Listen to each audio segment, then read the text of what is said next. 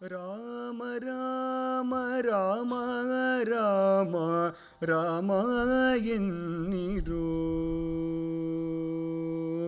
ರಾಮ ರಾಮ ರಾಮ ರಾಮ ರಾಮ ಎನ್ನಿರು. ಪ್ರೇಮದಿಂದ ಪ್ರೇಮದಿಂದ ಭಜಿಸುವವರ, ಪ್ರೇಮದಿಂದ ಭಜಿಸುವವರ ಕಾಮಿತಗಳ ಕೊಡುವ ನಾಮ ರಾಮ ರಾಮ ರಾಮ ರಾಮ ರಾಮ ಎನ್ನಿರು. ಪ್ರೇಮದಿಂದ ಭಜಿಸುವವರ ಕಾಮಿತಗಳ ಕೊಡುವ ನಾಮ ರಾಮ ರಾಮ ರಾಮ ರಾಮ ರಾಮ ಎನ್ನಿರು.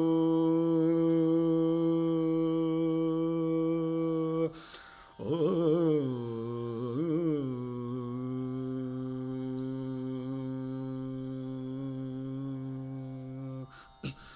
ಭರದೀಯ ಮನ ಭರದೀಯ ಮನ ಭಟರು ಕೊಂದು, ಭರದೀಯ ಮನ ಭಟರು ಕೊಂದು, ಭರದೀಯ ಮನ ಭಟರು ಕೊಂದು ಹೊರಡಿರೆಂದು ಮೆಟ್ಟಿ ತುಳಿದು, ಭರದೀಯ ಮನ ಭಟರು ಕೊಂದು ಹೊರಡಿರೆಂದು ಮೆಟ್ಟಿ ತುಳಿದು, ಕೊರಳಿಗಾತ್ಮ ಸೇರಿದಾಗ, ಕೊರಳಿಗಾತ್ಮ ಸೇರಿದಾಗ ಹರಿಧ್ಯಾನ ಬಾರದು. ಕೊರಳಿಗಾತ್ಮ ಸೇರಿದಾಗ ಹರಿಧ್ಯಾನ ಬಾರದು. ರಾಮ ರಾಮ ರಾಮ ರಾಮ ರಾಮ ಎನ್ನಿರು. ಓ ಇಹದಲ್ಲಿ ಇಹದಲ್ಲಿ ಇಷ್ಟವುಂಟು, ಪರದಲ್ಲಿ ಸುಖವುಂಟು. ಇಹದಲ್ಲಿ ಇಷ್ಟವುಂಟು, ಪರದಲ್ಲಿ ಸುಖವುಂಟು. ವರಪುರಂದರ ವಿಠಲನ್ನ ಸ್ಮರಣೆ ಬಾಯಿಗೆ ಒದಗದೋ. ವರಪುರಂದರ ವಿಠಲನ್ನ ಸ್ಮರಣೆ ಬಾಯಿಗೆ ಒದಗದೋ. ರಾಮ ರಾಮ ರಾಮ ರಾಮ ರಾಮ ಎನ್ನಿರು. ಪ್ರೇಮದಿಂದ ಭಜಿಸುವವರ ಕಾಮಿತಗಳ ಕೊಡುವ ನಾಮ ರಾಮ ರಾಮ ರಾಮ ಸೀತಾ ರಾಮ ಎನ್ನಿರು. ರಾಮ ಎನ್ನಿರು. ರಾಮ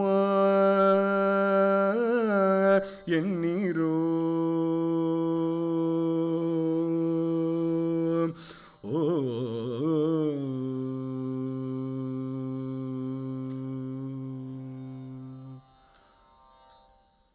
ಆನಂದಕರಂ ಪ್ರಸನ್ನಂ ಜ್ಞಾನಸ್ವರೂಪಂ ನಿಜಬೋಧಯುಕ್ತಂ ಯೋಗೀಂದ್ರಮೀಡ್ಯಂ ಭವರೋಗವೈದ್ಯಂ ಶ್ರೀಮತ್ಪರಂ ಬ್ರಹ್ಮಗುರುಂ ಸ್ಮರಾಮಿ. ದೇವಕೀ ಪರಮಾನಂದಂ ಕೃಷ್ಣಂ ವಂದೇ ಜಗದ್ಗುರುಂ. ಸರ್ವೋಪನಿಷದೋ ಗಾವಃ ದುಗ್ಧಾ ಗೋಪಾಲನಂದನಃ. ಪಾರ್ಥೋ ವತ್ಸಃ ಸುಧೀರ್ಭೋಕ್ತಾ ದುಗ್ಧಂ ಗೀತಾಮೃತಂ ಮಹತ್. ಹೃದಯ ವೇದಿಕೆಯಲ್ಲಿ ಆರಾಧ್ಯ ಮೂರ್ತಿಗಳಾಗಿ ಬೆಳಗುತ್ತಿರುವ ಶ್ರೀರಂಗ ವಿಜಯಲಕ್ಷ್ಮೀ ಸದ್ಗುರು ದಂಪತಿಗಳ ಪವಿತ್ರ ಪದಪದ್ಮಗಳಿಗೆ ಹಾರ್ದವಾದ ಪ್ರಣತಿಗಳು. ಸಹೃದಯರಾದ ಎಲ್ಲ ಜಿಜ್ಞಾಸುಗಳಿಗೂ ಹಾರ್ದವಾದ ಪ್ರಣಾಮಗಳು. ಭಗವದ್ಗೀತೆಯ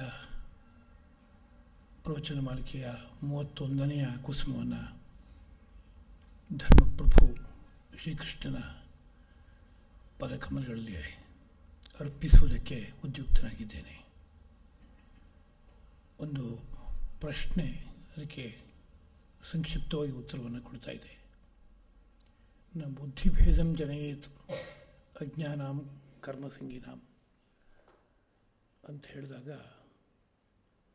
ಪ್ರಧಾನವಾಗಿ ಯಾವ ವಿಷಯದಲ್ಲಿ ಬುದ್ಧಿಭೇದವನ್ನು ಹುಟ್ಟಿಸಬಾರದು ಎಂಬುದಾಗಿ ಗೀತೆಯ ಈ ಪ್ರಕರಣದಲ್ಲಿ ಅದನ್ನು ಗಮನಿಸೋದಾದರೆ, ಕರ್ತೃ ಯಾರು ಅಂದಾಗ ಆತ್ಮನೇ ಅಲ್ಲವೇ ಅನ್ನೋ ವಿಷಯವನ್ನು ತೆಗೆದುಕೊಂಡ್ರೆ ಆತ್ಮ ಅಲ್ಲ. ಯಾಕೆಂದರೆ ಅವನು ನಿಷ್ಕ್ರಿಯ, ನಿರಂಜನ, ನಿರ್ಲಿಪ್ತ. ಅವನ ಸ್ವರೂಪವನ್ನು ಕಂಡವರು ಅವನಲ್ಲಿ ಕರ್ತೃತ್ವ ಅಂದರೆ ಕೆಲಸ ಮಾಡುವವನತನ ಎಂಬುದು ಇಲ್ಲ ಎಂಬುದಾಗಿ ಹೇಳುತ್ತಾರೆ. ಆದರೆ ನಮ್ಮ ನಿತ್ಯ ಜೀವನದಲ್ಲಿ ನಾನು ಮಾಡುತ್ತೇನೆ, ನಾನು ಹೋಗುತ್ತೇನೆ, ನಾನು ಬರುತ್ತೇನೆ, ನಾನು ತಿನ್ನುತ್ತೇನೆ, ಹೀಗೆ ಎಲ್ಲ ವ್ಯವಹಾರಗಳಲ್ಲೂ ನಾನು ಅನ್ನೋ ಸೇರೇ ನಡೀತಾ ಇದೆ. ಅಂದರೆ ನಾನು ಅನ್ನೋ ರೀತಿಯಾದ ಪದದಿಂದ ವ್ಯಕ್ತವಾಗ್ತಾ ಇರುವಂತಹ ಆತ್ಮನಲ್ಲಿ ನಿತ್ಯವೂ ಸಹ ಕ್ರಿಯೆ ಎಂಬುದು ಇದೆ ಅನ್ನೋ ರೀತಿಯಲ್ಲಿ ಇಟ್ಕೊಂಡು ನಮ್ಮ ವ್ಯವಹಾರ ಅಷ್ಟು ನಡೀತಾ ಇದೆ.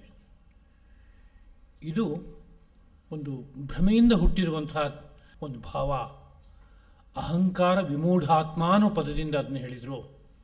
ಅಹಂಕಾರ ಅನ್ನುವ ಯಾವ ತತ್ವ ಪ್ರಕೃತಿನಲ್ಲಿ ಕೆಲಸ ಮಾಡ್ತಾ ಇದೆಯೋ ಅದು ಒಳಗಡೆ ಬೆಳಗುವ ಬೆಳಕನ್ನು ತೋರಿಸೋದಕ್ಕೂ ಸಾಧನವಾಗುತ್ತೆ. ಹಾಗೆ ಒಳಗಡೆ ಬೆಳಗುವ ಬೆಳಕನ್ನು ಮರೆಮಾಚೋದಕ್ಕೂ ಕಾರಣ ಆಗುತ್ತೆ. ಅದು ಒಳಗಡೆ ಬೆಳಗುವ ಬೆಳಕನ್ನು ಮರೆಮಾಚಿದಾಗ ಹುಟ್ಕೊಳ್ಳುವಂತಹದ್ದು ಒಂದು ಮಾಯೆ. ಅದರ ಪರಿಣಾಮವಾಗಿ ಯಾವ ಕರ್ತೃತ್ವ, ಕೆಲಸ ಮಾಡುವತನ ಎಂಬುದು ಪ್ರಕೃತಿಯ ಬೇರೆ ಬೇರೆ ಭಾಗಗಳಿಗೆಲ್ಲ ಸೇರಿದ್ದಾಗಿದೆಯೋ ಅದು ಆ ಒಳಗಡೆ ಇರುವ ಪುರುಷನಲ್ಲಿ ನಮಗೆ ತೋರೋಕ್ಕೆ ಶುರುವಾಗುತ್ತೆ. ಕನ್ನಡಿಯ ಮೇಲಿರುವಂತಹ ಒಂದು ಕೊಳಕು ನನ್ನ ಪ್ರತಿಬಿಂಬವಾದ ಮುಖದ ಪ್ರತಿಬಿಂಬದಲ್ಲೂ ಕಾಣಿಸ್ಬೋದಲ್ಲ. ಹಾಗೆ ನಾನು ಕನ್ನಡಿ ನೋಡ್ಕೋತಾ ಇದ್ದೀನಿ ಅಂತಂದಾಗ ನನ್ನ ಮುಖ ಸ್ವಚ್ಛವೇ ಆಗಿದ್ದರೂ ಸಹ ಕನ್ನಡಿಯಲ್ಲಿ ಒಂದು ಕಡೆಯಲ್ಲಿ ಏನೋ ಒಂದು ಬಿಂದು ಇದ್ದರೆ, ಚುಕ್ಕೆ ಇದ್ದರೆ, ಆ ಚುಕ್ಕೆ ಸಮೇತವಾಗಿಯೇ ನನಗೆ ಪ್ರತಿಬಿಂಬ ಕಾಣಿಸುತ್ತೆ. ನನ್ನಲ್ಲಿ ಇಲ್ಲದೇ ಇದ್ದಿದ್ದಲ್ಲಿ ಕಾಣಿಸುತ್ತೆ. ಅದಕ್ಕೆ ಕಾರಣ ಕನ್ನಡಿ ಅಲ್ವೇ? ಅದೇ ರೀತಿಯಲ್ಲಿ ನಾವು ಮನಸ್ಸು, ಬುದ್ಧಿ ಎಂಬ ಸಾಧನೆಗಳನ್ನು ಬಳಸ್ಕೊಂಡು ಒಳಗಡೆ ಇರುವಂತಹ ಪುರುಷನನ್ನು ಅರ್ಥ ಮಾಡ್ಕೊಳ್ಳೋಕೆ ಅಂತ ಪ್ರಯತ್ನ ಪಟ್ಟಾಗ ಆ ಪುರುಷನಲ್ಲಿ ಇಲ್ಲದೇ ಇರುವಂತಹ ಕರ್ತೃತ್ವ ಎಂಬುದು ಕಾಣಿಸೋಕೆ ಶುರುವಾಗುತ್ತೆ. ಆ ಕರ್ತೃತ್ವ ಎಂಬುದು ಎಲ್ಲಿದೆ ಅಂತ ಕೇಳಿದರೆ ಪ್ರಕೃತಿಯಲ್ಲಿದೆ. ಪ್ರಕೃತಿಯಲ್ಲಿರುವ ಕರ್ತೃತ್ವವು ಪುರುಷನಲ್ಲಿ ಕಾಣಿಸೋಕೆ ಶುರುವಾಗುತ್ತೆ. ಇದೊಂದು ಗಾಢವಾದ ಸಂಸ್ಕಾರ ರೂಪವಾಗಿ ಬಂದಿರುವಂತಹ ಒಂದು ಅಂಶ. ಹಾಗಾಗಿ ಈ ಬಗ್ಗೆ ಎಷ್ಟೆಷ್ಟು ಪಾಠಗಳನ್ನು ಕೇಳಿದರೂ ಸಹ ಅನುಭವಕ್ಕೆ ನಿಲ್ಕೋವರೆಗೆ ಈ ಭ್ರಮೆ ಹೋಗಲ್ಲ. ಈ ಭ್ರಮೆಯಿಂದಲೇ ಪ್ರತಿಯೊಬ್ಬನೂ ಸಹ ವ್ಯವಹಾರವನ್ನು ಮಾಡುವಂಥದ್ದಾಗುತ್ತೆ. ಇದೇ ಮೂಲತಃ ಎಲ್ಲ ಬಂಧನಕ್ಕೂ ಕಾರಣ ಆಗ್ತಾ ಇದೆ. ಕರ್ಮಗಳು ಒಂದೊಂದು ಕೂಡ ಪುಣ್ಯ ಪಾಪಗಳನ್ನು ಸಂಗ್ರಹಿಸಿಕೊಟ್ಟು ಮುಂದಿನ ಜನ್ಮಗಳಿಗೆ ಕಾರಣ ಆಗುತ್ತೆ ಅಂತ ಹೇಳ್ತಾ ಇದೀವಲ್ಲ, ಯಾವಾಗ ಅದು ಅಂತ ಕೇಳಿದ್ರೆ ಈ ಅಹಂಕಾರ ವಿಮೂಢನಾಗಿ ಇದ್ದಾಗ ಮಾಡುವ ಕರ್ಮಗಳೆಲ್ಲವೂ ಬಂಧಕ್ಕೆ ಕಾರಣವಾಗುತ್ತೆ. ಹಾಗಲ್ಲದೆ ನಾಹಂಕರ್ತ, ನಾನು ಕರ್ತೃವಲ್ಲ ಅನ್ನೋ ಬುದ್ಧಿ ಅನುಭವದ ಹಿನ್ನೆಲೆಯಲ್ಲಿ ರೂಪಿತವಾದರೆ ಅದು ದೃಢ. ಹಾಗಾದರೆ ಆಗ ಈ ಕರ್ಮದ ಲೇಪ ಇಲ್ಲ ಅನ್ನೋ ಮಾತನ್ನು ಪ್ರಧಾನವಾಗಿ ನೆನಪಿಸ್ಕೋಬೇಕು. ಅದರ ವಿಸ್ತಾರವಾಗಿಯೇ ಶ್ರದ್ಧೆಯನ್ನು ಕಲಕಬಾರದು ಅನ್ನೋ ರೀತಿಯಾದ ಮಾತನ್ನು ಜ್ಞಾಪಿಸ್ಕೊಂಡೆ. ಅನೇಕ ಉದಾಹರಣೆಗಳನ್ನು ಕೊಟ್ಟು ಅಲ್ಲೆಲ್ಲ ಇದೇ ನೀತಿಯ ಅನ್ವಯ ಇದೆ. ಅದಕ್ಕೋಸ್ಕರ ಉದಾಹರಣೆಯನ್ನು ನೆನಪಿಸ್ಕೊಂಡೆ. ಮುಂದಿನ ಮಾತು 3ನೇ ಅಧ್ಯಾಯದ 30ನೇ ಶ್ಲೋಕ. ಮಯಿ ಸರ್ವಾಣಿ ಕರ್ಮಾಣಿ ಸನ್ಯಸ್ಯ ಅಧ್ಯಾತ್ಮಚೇತಸ ನಿರಾಶೀ ನಿರ್ಮಮೋ ಭೂತ್ವ ಯುದ್ಧಸ್ವ ವಿಗತಜ್ವರ. ಮೈ ಅಂದರೆ ನನ್ನಲ್ಲಿ ಅಂತ. ಕೃಷ್ಣ ನನ್ನಲ್ಲಿ ಅಂತ ಹೇಳ್ತಾ ಇರುವಾಗ ಅದಕ್ಕೆ ಅರ್ಥ ಏನಪ್ಪ ಅಂದರೆ ವಾಸುದೇವನಲ್ಲಿ, ಪರಮೇಶ್ವರನಲ್ಲಿ, ಸರ್ವಜ್ಞನಾದ ಸರ್ವಾತ್ಮನಾದ ದೇವನಲ್ಲಿ ಅಂತ ಅರ್ಥ. ಅದಕ್ಕೆ ಅವನು ಹಾಗೆಲ್ಲ ಇದ್ದು ಈ ಮಾತನ್ನು ಆಡ್ತಾ ಇದ್ದಾನೆ. ಆದ್ದರಿಂದ ಅವನ ಮೂಲ ಸ್ವರೂಪ ಏನು ಅನ್ನೋದನ್ನು ಭಾವಿಸ್ಕೊಂಡು ಮೈ ಅನ್ನೋದಕ್ಕೆ ಅರ್ಥ ಮಾಡ್ಕೋಬೇಕು. ಸರ್ವಾಣಿ ಕರ್ಮಾಣಿ, ಎಲ್ಲ ಕರ್ಮಗಳನ್ನು ಅಧ್ಯಾತ್ಮ ಚೇತಸ, ಅಧ್ಯಾತ್ಮ ಚಿತ್ತದಿಂದ, ಅಧ್ಯಾತ್ಮದ ಬುದ್ಧಿಯಿಂದ ಅಂತ. ಸನ್ಯಸ್ಯ ಅಲ್ಲಿ ಇಟ್ಟು ಅರ್ಪಣೆ ಮಾಡಿ, ನಿರಾಶೀಹಿ ಯಾವುದೇ ಬೇರೆ ಬೇರೆ ರೀತಿಯಾದ ಆಸೆಗಳನ್ನು ತುಂಬಿಕೊಳ್ಳದೆ, ಅಥವಾ ಪ್ರತಿಯೊಂದು ಕರ್ಮದ ಫಲದ ಬಗ್ಗೆ ಆಸೆಯನ್ನು ಇಟ್ಟುಕೊಳ್ಳದೆ, ಅಂಟನ್ನು ಹೊಂದದೆ, ನಿರ್ಮಮಃ ಭೂತ್ವ ನನ್ನದು ಅನ್ನೋ ರೀತಿಯಾದಂತಹ ಅಂಟೇನಿದೆ ಅದಕ್ಕೆ ಮಮತ್ವ ಅಂತ ಕರೀತಾರೆ. ಮಮ ಅಂದರೆ ಸಂಸ್ಕೃತ ಭಾಷೆಯಲ್ಲಿ ನನ್ನದು ಅಂತ ಅರ್ಥ. ಮಮತ್ವ ಅಂದರೆ ನನ್ನದೂ ಅನ್ನೋ ಭಾವ ಪ್ರತಿಯೊಬ್ಬನಿಗೂ ಇದೆ. ಅದು ನನ್ನ ದೇಹ, ನನ್ನ ಮನಸ್ಸು, ನನ್ನ ಬುದ್ಧಿ, ಇಲ್ಲೆಲ್ಲ ನನ್ನದು ನನ್ನದು ನನ್ನದು ಅಂತ ಒಂದು ಭಾವ ಆಡ್ತಾ ಇದೆ. ನನ್ನ ಮನೆ,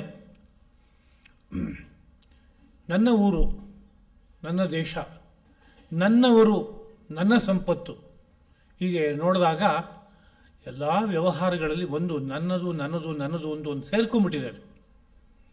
ಅದು ಒಂದು ಬಂಧನಕ್ಕೆ ನಮ್ಮನ್ನು ಒಳಪಡಿಸ್ತಾ ಇದೆ. ಅದು ವಾಸ್ತವಿಕ ಅಲ್ಲ ಒಂದು ದೃಷ್ಟಿಯಿಂದ. ಹಾಗಿರೋದ್ರಿಂದ ಆ ಮಮತ್ವವನ್ನು ಬಿಡಬೇಕು ಎಂಬುದಾಗಿ ಹೇಳ್ತಾ ಇದೆ. ನಿರ್ಮಮಃ ಭೂತ್ವ, ಮಮತ್ವವನ್ನು ಕಳಚಿಕೊಂಡವನಾಗಿ, ವಿಗತ ಜ್ವರ, ಜ್ವರವಿಲ್ಲದೆ ಅಂತ ಅರ್ಥ. ಜ್ವರ ಅನ್ನೋ ಶಬ್ದಕ್ಕೆ ಜ್ವರ ಬಂದಾಗ ಒಂದು ತಾಪ ಇರುತ್ತೆ, ಅದನ್ನು ಮನಸ್ಸಲ್ಲಿ ತಗೊಂಡು ತಾಪವಿಲ್ಲದೆ ಯುದ್ಧಸ್ವ, ಯುದ್ಧ ಮಾಡುವಂತ. ಜ್ವರವಿಲ್ಲದೆ ಯುದ್ಧ ಮಾಡುವ, ತಾಪವಿಲ್ಲದೆ ಯುದ್ಧ ಮಾಡುವಂತ ಯಾಕೆ ಹೇಳಿದರು ಅಂತ ಕೇಳಿದ್ರೆ ಅದನ್ನ ಮುಂದೆ ನೋಡೋಣ ಒಂದೊಂದನ್ನೇ. ಇಲ್ಲಿ ಮೇಲ್ಗಡೆಗೆ ಅಧ್ಯಾತ್ಮ ಚೇತಸ ಅನ್ನೋ ಪದವನ್ನು ಬಳಸಿದರು. ಕರ್ಮಗಳನ್ನೆಲ್ಲ ಅಧ್ಯಾತ್ಮ ಚಿತ್ತದಿಂದ ನನ್ನಲ್ಲಿ ಇಟ್ಟು ಅಂತ ಹೇಳುವಾಗ ಅಧ್ಯಾತ್ಮ ಚಿತ್ತ ಅನ್ನೋದಕ್ಕೆ ಏನರ್ಥ ಅಂತ ಕೇಳಿದ್ರೆ, ಒಂದು ವಿವೇಕಯುಕ್ತವಾದಂತಹ ಚಿತ್ತ ಅಂತ ಅರ್ಥ. ವಿವೇಕಯುಕ್ತವಾದ ಚಿತ್ತ ಅಂದರೆ ವಿವೇಕ ಅನ್ನೋ ಪದಕ್ಕೆ ಸಂಸ್ಕೃತದಲ್ಲಿ ಪೃಥಕ್ತ್ವ ಜ್ಞಾನಂ ಅಂತ ಅರ್ಥ ಬರೆಯುವಂಥದ್ದು ರೂಢಿನಲ್ಲಿದೆ.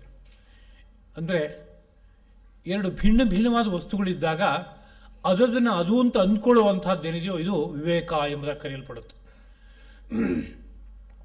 ಪ್ರಕೃತಿಯನ್ನು ಪ್ರಕೃತಿ ಅಂತ ಅಂದ್ಕೊಳ್ಳೋದು, ಪುರುಷನನ್ನು ಪುರುಷ ಅಂತ ಅಂದ್ಕೊಳ್ಳೋದು. ಪುರುಷನಲ್ಲಿರುವಂತಹದ್ದು ಏನಾರು ಗುಣವೋ ಲಕ್ಷಣವೋ ಇದ್ದರೆ ಅದು ಪುರುಷನಿಗೆ ಸೇರಿದ್ದು ಅಂತ ಅಂದ್ಕೊಳ್ಳೋದು, ಪ್ರಕೃತಿಯಲ್ಲಿರುವಂತಹದ್ದನ್ನು ಪ್ರಕೃತಿಗೆ ಸೇರಿದ್ದು ಅಂತ ಅಂದ್ಕೊಳ್ಳೋದು. ಕೆಲವೊಮ್ಮೆ ಕೆಲವು ಚಿತ್ರಗಳಲ್ಲಿ ಚಿತ್ರಕಾರರಾದವರು ಎರಡೆರಡು ಭಾಗವನ್ನು ಬೆಸ್ತಿರ್ತಾರೆ ಒಂದೇ ಚಿತ್ರದಲ್ಲಿ. ಹೇಗೆ ಅಂತ ಕೇಳಿದ್ರೆ, ಒಂದು ಮರದ ತರಹ ಕಾಣಿಸುತ್ತೆ, ಅದರಲ್ಲೇ ಒಂದು ಕಡೆಯಲ್ಲಿ ಯಾರೋ ಒಬ್ಬನ ಮುಖ ಕಾಣಿಸುತ್ತೆ, ರಾಮನ ಮುಖವೋ ಕೃಷ್ಣನ ಮುಖವೋ ಇನ್ಯಾರೋ ಒಬ್ಬ ಮಹಾಪುರುಷನ ಮುಖವೋ ಕಾಣಿಸೋ ತರಹ ಇರುತ್ತೆ. ಒಂದು ದೃಷ್ಟಿಯಿಂದ ನೋಡಿದಾಗ ವೃಕ್ಷ ಅಂತ ಕಾಣಿಸುತ್ತೆ, ಇನ್ನೊಂದು ದೃಷ್ಟಿಯಿಂದ ನೋಡಿದಾಗ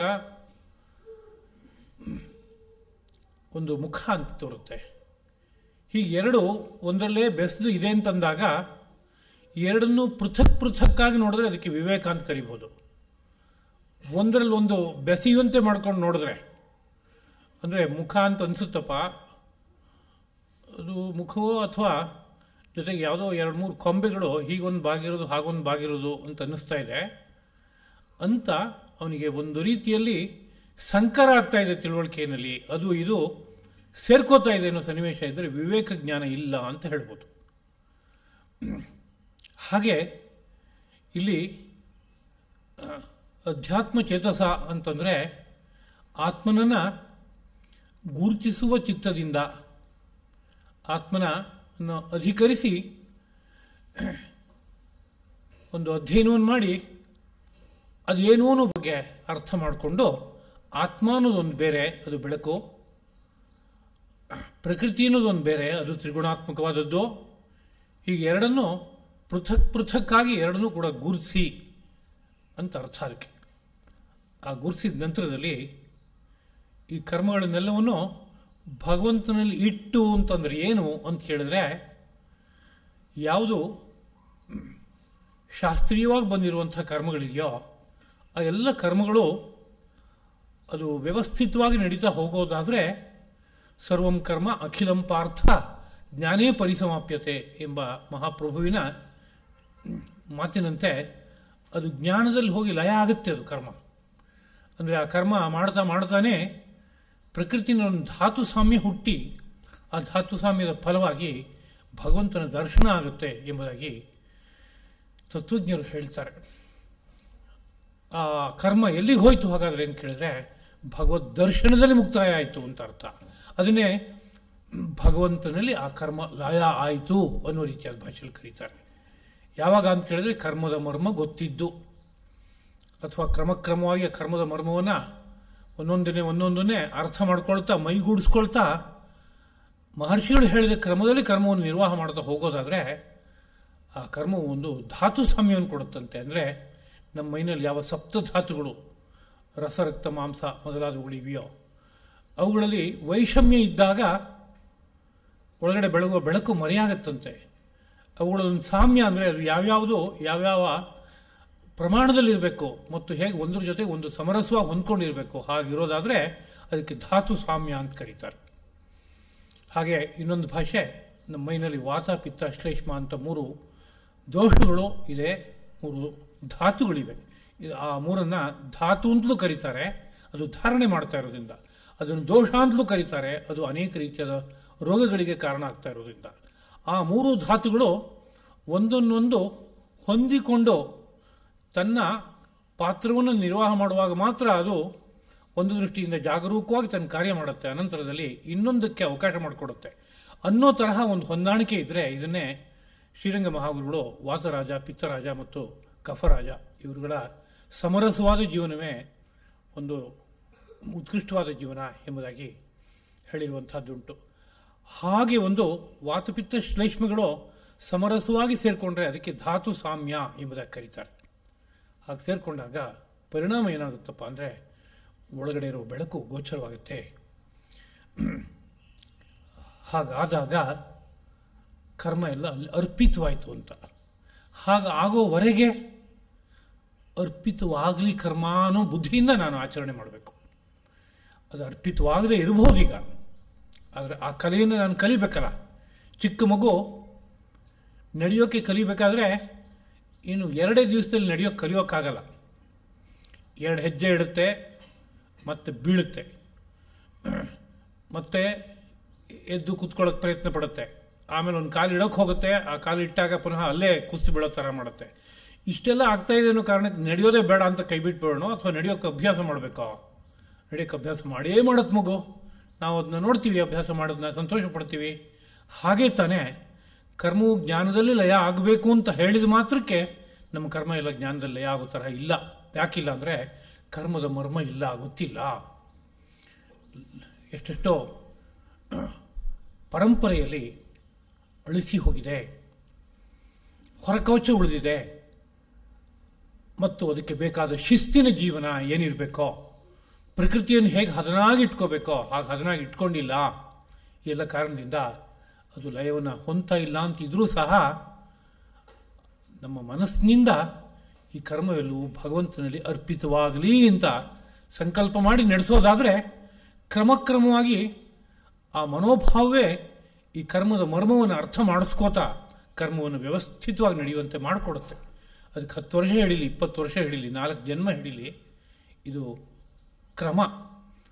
ಹಾಗೆ ಆ ಒಂದು ಕರ್ಮವನ್ನು ಭಗವಂತನಲ್ಲಿ ಇಡಬೇಕು ಅಂದರೆ ಅರ್ಪಿಸಬೇಕು ಅಂತ ಅರ್ಥ. ಹಾಗಿಡುವಾಗ ಅಲ್ಲೆಲ್ಲಾರು ಒಂದು ಆಸೆ ಹುಟ್ಕೊಂಡ್ರೆ, ಭಗವಂತ ನಿನಗೆ ಈ ಕರ್ಮವನ್ನು ಅರ್ಪಿಸ್ತಾ ಇದ್ದೀನಪ್ಪ, ನನಗೆ ಈ ಫಲ ಕೊಡು ಅಂತ ಆಗ ಆ ಫಲಾನುಭವಕ್ಕಾಗಿ ಇನ್ನೆಷ್ಟೋ ಜನ್ಮ ಎತ್ತಬೇಕಾಗಿ ಬರ್ಬೋದು. ಈ ಜನ್ಮದಲ್ಲಿ ಅಕಸ್ಮಾತ್ ಪಡೆಯೋಕ್ಕಾದರೂ ಆಗ್ಬೋದು, ಆಗದೇ ಇದ್ರೂ ಇರ್ಬೋದು. ಆಗ ಅದು ಬಂಧನಕ್ಕೆ ಕಾರಣ ಆಗುತ್ತೆ. ಆದ್ದರಿಂದ ಅಲ್ಲಿ ಬೇರೆ ಇನ್ನೊಂದು ಫಲವನ್ನು ನಿರೀಕ್ಷಿಸಬೇಡ. ನಿನ್ನ ಕರ್ತವ್ಯವನ್ನು ನೀನು ಮಾಡ್ತಾ ಇದ್ದೀವಿ, ಆ ಕರ್ತವ್ಯವೇ ನಿನ್ನನ್ನು ಜ್ಞಾನದಲ್ಲಿ ಕರ್ಕೊಂಡು ಹೋಗಿ ನಿಲ್ಲಿಸೋದಕ್ಕೆ ಕಾರಣ ಆಗುತ್ತೆ. ಹಾಗಾದಾಗಲೇ ಕರ್ಮವು ಯೋಗದಲ್ಲಿ ನಿಲ್ತು, ಅದು ಕರ್ಮಯೋಗ ಆಯಿತು ಎಂಬುದಾಗಿ ಕರೆಯಲ್ಪಡುತ್ತೆ. ಹಾಗೆ ಕರ್ಮವನ್ನು ಆಚರಣೆ ಮಾಡುವಾಗ ನಿರಾಶೀಹಿ, ಆಸೆ ಇಟ್ಕೋಬೇಡ ಬೇರೆ ಏನು ಅಂತ. ಯಾವುದ್ರ ಆಸೆ ಇಟ್ಕೋಬಾರ್ದು ಅಂತ ಕೇಳಿದ್ರೆ, ಈ ಕರ್ಮಕ್ಕೆ ಎಷ್ಟು ಫಲ ಬರ್ಬೋದು, ಹೇಗೆ ಬರ್ಬೋದು, ಯಾವತ್ತು ಬರ್ಬೋದು ಅಂತ ಬಗೆಯಾಗಿ ಲೆಕ್ಕಾಚಾರನ ಇಟ್ಕೋಬೇಡ. ಕರ್ಮಕ್ಕೆ ಫಲ ಬರುತ್ತೆ ಸಹಜವಾಗಿ, ಅದಕ್ಕೊಂದು ಯೋಗ ಇರಬೇಕು. ನಾನು ಜನ್ಮಾಂತರದಲ್ಲಿ ಅದಕ್ಕೆ ಬೇಕಾಗುವ ಸುಕೃತವನ್ನು ಮಾಡಿ ಬಂದಿದ್ದರೆ ನಾನು ಬಯಸಿ ಹೋಗಲಿ ಅದು ಬಂದೇ ಬರುತ್ತೆ. ಜನ್ಮಾಂತರದಲ್ಲಿ ಆ ಸುಕೃತವನ್ನು ಮಾಡಿಲ್ಲ ಅಂತಂದರೆ ನಾನು ಎಷ್ಟೇ ಬಯಸಿದ್ರು, ಹಾಹಾಕಾರ ಪಟ್ಟರು ಅದ್ರ ಫಲ ಬರಲ್ಲ. ಫಲ ಬಂದಾಗ ಹಿಗ್ಗೋದು, ಫಲ ಬರದೇ ಇದ್ದಾಗ ಕುಗ್ಗೋದು, ಇವುಗಳಿಗೆಲ್ಲ ಒಳಗಾಗಬೇಕಾಗಿ ಬರುತ್ತಲ್ಲ. ಅದಕ್ಕೆ ಬದಲಿಗೆ ಆ ಫಲಕ್ಕೆ ಅಂಟ್ಕೋಬೇಡ.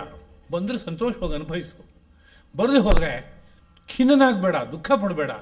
ಹಾಗೆ ಕರ್ತವ್ಯ ಬುದ್ಧಿಯಿಂದ ಕರ್ಮವನ್ನು ನಿರ್ವಾಹ ಮಾಡು ಎಂಬ ಒಂದು ಸಂದೇಶ ಅಲ್ಲಿದೆ.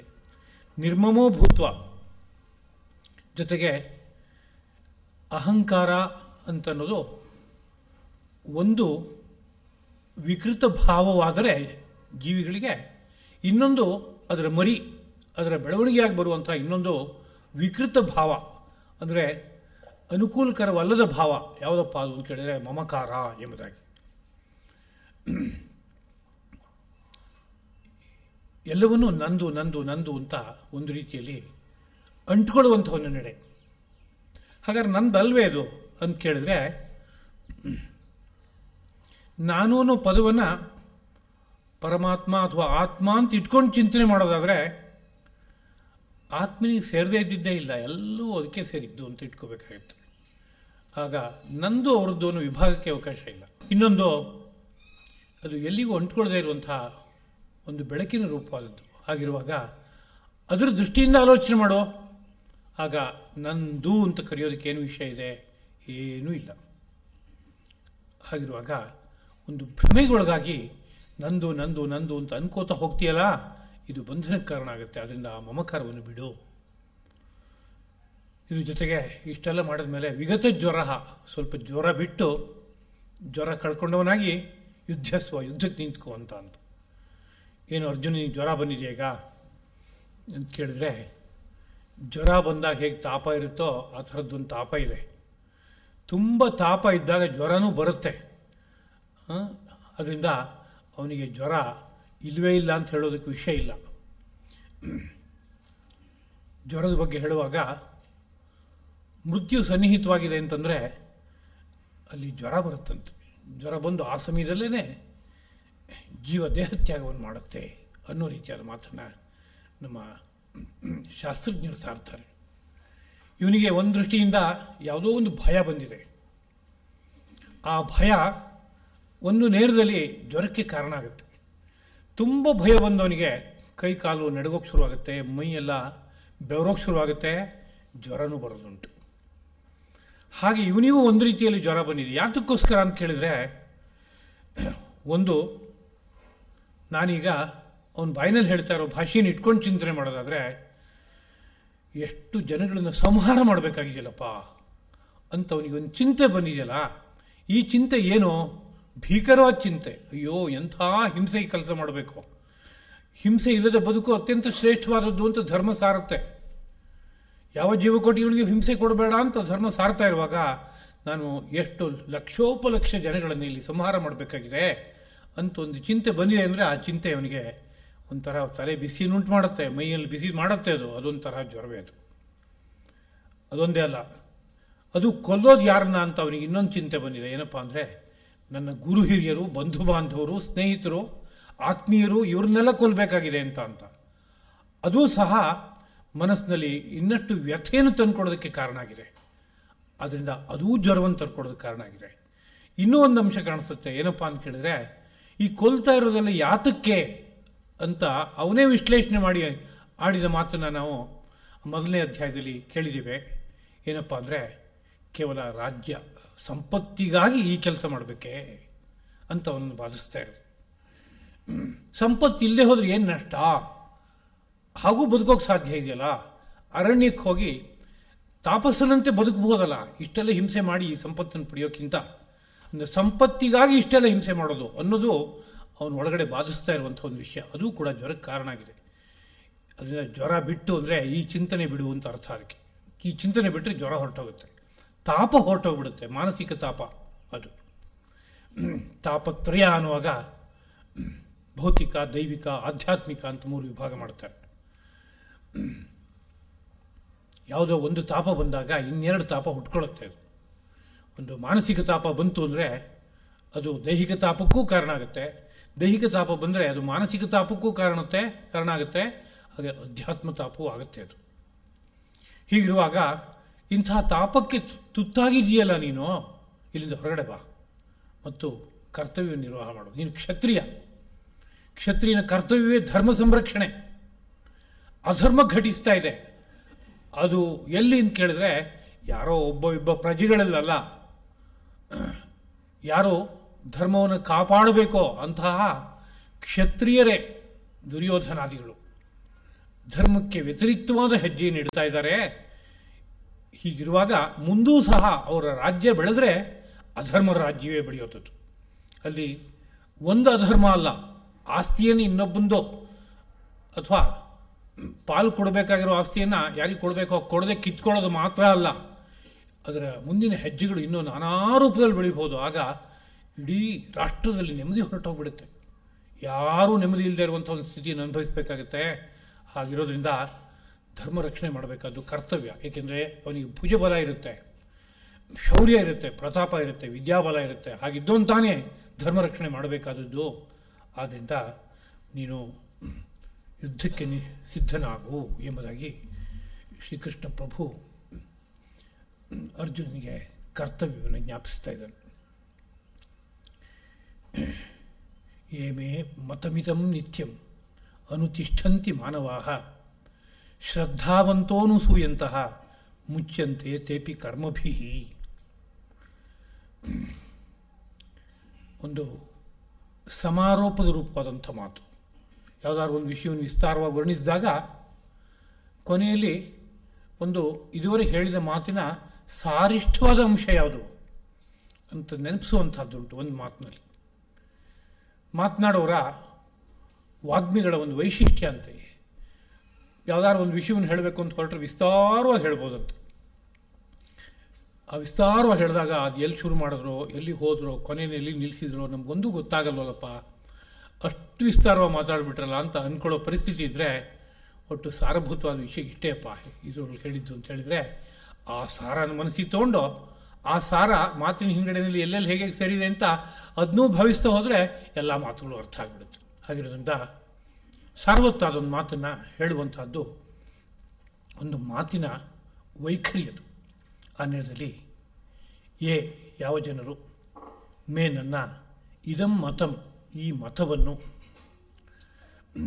ಶ್ರದ್ಧಾವಂತಹ ಶ್ರದ್ಧೆಯುಳ್ಳವರಾಗಿ ಅನಸೂಯಂತಹ ಅಸೂಯೆಯನ್ನು ಹೊಂದದವರಾಗಿ, ಅಂದರೆ ಯಾವುದೇ ದ್ವೇಷವನ್ನು ಕೊಳ್ಳದವರಾಗಿ ನಿತ್ಯಂ ಅನುತಿಷ್ಠಂತಿ ಪ್ರತಿನಿತ್ಯದಲ್ಲೂ ಅನುಷ್ಠಾನಕ್ಕೆ ತರುತ್ತಾರೋ, ಪ್ರತಿನಿತ್ಯದಲ್ಲೂ ಜಾರಿಗೆ ತರುತ್ತಾರೋ ತೇಪಿ ಅವರೂ ಸಹ ಕರ್ಮಭಿ ಮುಚ್ಚಂತೆ ಕರ್ಮಗಳೆಲ್ಲದರಿಂದ ಮೋಕ್ಷವನ್ನು ಹೊಂದುತ್ತಾರೆ ಅಂತ ಅರ್ಥ.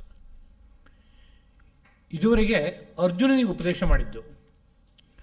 ಜನ ಎಲ್ಲ ಕೇಳಿದವರು ಏನಂತಾರೆ, ಅರ್ಜುನನಿಗೆ ಉಪದೇಶ ಮಾಡಿದ್ದು ಅಂದರೆ ಅರ್ಜುನ ಇದನ್ನೆಲ್ಲ ಅನುಷ್ಠಾನ ಮಾಡಿಕೊಳ್ಳಿ, ಅವನು ಕರ್ತವ್ಯ ರೂಪವಾದ ಕರ್ಮವನ್ನು ಅಂಟಿಲ್ಲದೆ ಆಚರಣೆ ಮಾಡಲಿ, ಅವನಿಗೆ ಒಳ್ಳೆ ಗತಿಯಾಗಲಿ. ಹೀಗೆ ಅಂದ್ಕೊಂಬಿಟ್ರೆ ಕೃಷ್ಣನ ಅಭಿಪ್ರಾಯ ವ್ಯಕ್ತವಾದಂತಾಗಲ್ಲ. ಕೃಷ್ಣ ಯಾರನ್ನ ಮನಸ್ಸಿನಲ್ಲಿ ಇಟ್ಕೊಂಡು ಹೇಳ್ತಾ ಇದ್ದಾನೆ ಅಂದರೆ ನರನನ್ನು ಮನಸ್ಸಿನಲ್ಲಿ ಇಟ್ಕೊಂಡು ಹೇಳ್ತಾ ಇದ್ದಾನೆ. ಆ ನರರೆಲ್ಲರ ಪ್ರತಿನಿಧಿ ಅರ್ಜುನ ಎದುರುಗಡೆ ಇದ್ದಾನೆ. ಆದ್ದರಿಂದ ಅವನು ಅಲ್ಲಿ ನಿಮಿತ್ತ, ಆದರೆ ವಿಷಯ ಯಾರಿಗೆ ಅನ್ವಯ ಆಗಬೇಕು ಅಂತ ಕೇಳಿದ್ರೆ ಇಡೀ ಮನುಷ್ಯ ಸಮೂಹಕ್ಕೆ ಅನ್ವಯ ಆಗಬೇಕಾಗಿದೆ. ಮಾನವರು ಅಂತ ಯಾರ್ಯಾರಿದ್ದಾರೋ ಅಷ್ಟೂ ಜನಕ್ಕೆ ಒಂದು ಸಂದೇಶ ಇದು. ಹಾಗಿರೋದ್ರಿಂದ ಅದು ಸ್ಪಷ್ಟತೆಗೋಸ್ಕರವಾಗಿ ಒಂದು ಮಾತನ್ನು ಹೇಳ್ತಾ ಇದ್ದಾನೆ. ನನ್ನ ಮತ ಅಂದರೆ ಮತಿಗೆ ಬಂದದ್ದನ್ನು ಮತ ಅಂತ ಕರೀತಾರೆ, ಬುದ್ಧಿಗೆ ಬಂದದ್ದು ಅಂತ. ಒಬ್ಬೊಬ್ಬರಿಗೆ ಒಂದೊಂದು ಬುದ್ಧಿಗೆ ಬರುತ್ತೆ ಲೋಕದಲ್ಲಿ. ಹಾಗಾದರೆ ಕೃಷ್ಣನಿಗೆ ಮತಿಗೆ ಬಂದದ್ದು ಒಂದು, ಅದನ್ನು ನೀವು ಅನುಷ್ಠಾನಕ್ಕೆ ಇಟ್ಕೊಂಡ್ರೆ ಅದರಿಂದ ನಿಮಗೆ ಮೋಕ್ಷ ಸಿಗುತ್ತೆ ಅಂತ ಹೇಳ್ತಾ ಇದೀಯಾ. ನನ್ನ ಮತಿಗೆ ಇನ್ನೊಂದು ತರಹ ಬರ್ತಾ ಇದೆ, ಇದಕ್ಕೆ ಯಾಕೆ ಬೆಲೆ ಇಲ್ಲ ಅಂತ ಪ್ರಶ್ನೆ ಹುಟ್ಕೋಬೋದು. ಮತಿಗೆ ಬಂದದ್ದು ಮತ ಅಂತ ಅರ್ಥ ಇಟ್ಕೊಂಡ್ರು. ಯಾರ ಮತಿಗೆ ಅಂತ ಕೇಳಿದ್ರೆ ಶ್ರೀಕೃಷ್ಣ ಪ್ರಭುವಿನ ಮತಿಗೆ. ಆ ಶ್ರೀಕೃಷ್ಣ ಯಾರು ಅಂತ ಕೇಳಿದ್ರೆ ಈ ಸಮಗ್ರ ಸೃಷ್ಟಿಯ ಹಿಂದೆ ಬೆಳಗ್ತಾ ಇರುವ ಪರಾತ್ಪರ ತತ್ವ, ವಾಸುದೇವಾತ್ಮಕಂ ತತ್ವಂ, ಅದು ಒಂದು ಶರೀರ ರೂಪವನ್ನು ಧಾರಣೆ ಮಾಡಿಕೊಂಡು ಕೆಳಗಡೆ ಇಳಿದು ಬಂದಿದೆ ಅನ್ನೋ ಸಂದರ್ಭ ಇದ್ದಾಗ ಅವನ ಮತಿಯಲ್ಲಿ ಏನು ಗೋಚರ ಆಗ್ತಾ ಇದೆ ಅಂದರೆ ಸಮಗ್ರ ಸೃಷ್ಟಿಯ ನೀತಿ ಗೋಚರ ಆಗ್ತಾ ಇದೆ. ಅದು ಕೇವಲ ಯಾರೋ ಒಬ್ಬ ಯಾವುದೋ ಸಂಸ್ಕಾರಗಳಿಂದ ಕೂಡಿರುವಂತಹ ಒಬ್ಬ ವ್ಯಕ್ತಿಯ ಮತಿಯನ್ನು ವ್ಯಕ್ತಪಡಿಸ್ತಾ ಇಲ್ಲ. ಏನನ್ನು ವ್ಯಕ್ತಪಡಿಸ್ತಾ ಇದೆ ಅಂದರೆ ಸಮಗ್ರ ಸೃಷ್ಟಿಯಲ್ಲಿರುವಂತಹ ಒಂದು ನೀತಿ ಏನಿದೆಯೋ ಅದನ್ನು ವ್ಯಕ್ತಪಡಿಸ್ತಾ ಇದೆ. ಹಾಗಿರೋದ್ರಿಂದ ಅದಕ್ಕೆ ಎಲ್ಲರೂ ಮಾನ್ಯತೆಯನ್ನು ಕೊಡಬೇಕಾದದ್ದು ಅನ್ನೋದು ಅಭಿಪ್ರಾಯ. ಮತ್ತು ಶ್ರದ್ಧಾವಂತರಾಗಿ ಎಂಬ ಮಾತನ್ನು ಇನ್ನೊಂದು ಜೊತೆಗೆ ಸೇರಿಸಿರುವಂತಹದ್ದು ಉಂಟು. ಕರ್ಮಗಳನ್ನು ಆಚರಣೆ ಮಾಡ್ತಾ ಇದ್ದರೂ ಎಷ್ಟೋ ಸಂದರ್ಭದಲ್ಲಿ ಅದಕ್ಕೇನೂ ಫಲ ಬರೋಲ್ಲ. ಎಲ್ಲ ಉಂಟು. 25 ವರ್ಷ ಇಂತಹ ಕರ್ಮವನ್ನು ಇಟ್ಕೊಂಡೆಪ್ಪ, ನನಗೆ ಏನು ಹೊಸದೇನೂ ಗೊತ್ತಾಗಲಿಲ್ಲ ಅಂತ ಹೇಳೋರು ಸಹಸ್ರ ಜನಗಳಿದ್ದಾರೆ. ಅವತ್ತು ಹೇಗಿದ್ನೋ ಹಾಗೆ ಇದ್ದೀನಿ ನಾನು ಇವತ್ತು ಅಂತ. ಅಂದರೆ ಎಲ್ಲೋ ಕೊರತೆ ಇದೆ ಅಲ್ಲಿ. ಯಾಕೆಂದ್ರೆ ಇದೊಂದು ಋಷಿ ವಿಜ್ಞಾನ, ಒಬ್ಬರು ಕಂಡು ಸತ್ಯ ಅಲ್ಲ. ಸಹಸ್ರ ಮಹರ್ಷಿಗಳು ಕಾಲದಲ್ಲಿ ಅರ್ಥ ಮಾಡಿಕೊಂಡು ಒಂದೇ ಸತ್ಯವನ್ನು ಮೊಳಗ್ಬಿಟ್ಟಿದ್ದಾರೆ. ಹಾಗಿರುವಾಗ ನಾನು ಇಷ್ಟು ಕಾಲದಿಂದ ನಿರಂತರವಾಗಿ ಇಂತಹ ಕಾರ್ಯವನ್ನು ಮಾಡಿದೆ, ಆದರೆ ನನಗೇನು ಪರಿವರ್ತನೆ ಕಾಣ್ತಾ ಇಲ್ಲ ಅಂದರೆ ಮಾಡುವಾಗ ಯಾವುದೋ ಏರುಪೇರುಗಳಿದೆ ಅಂತ ಅರ್ಥ. ಮುಖ್ಯವಾಗಿ ಮಾಡುವ ಕರ್ಮದಲ್ಲಿ ಒಂದು ಶ್ರದ್ಧೆ ಬೇಕಾಗಿದೆ. ಅತ್ಯಂತ ಮುಖ್ಯವಾದದ್ದು ಶ್ರದ್ಧಾಂ ಕಾಮಸ್ಯ ಮಾತರಂ.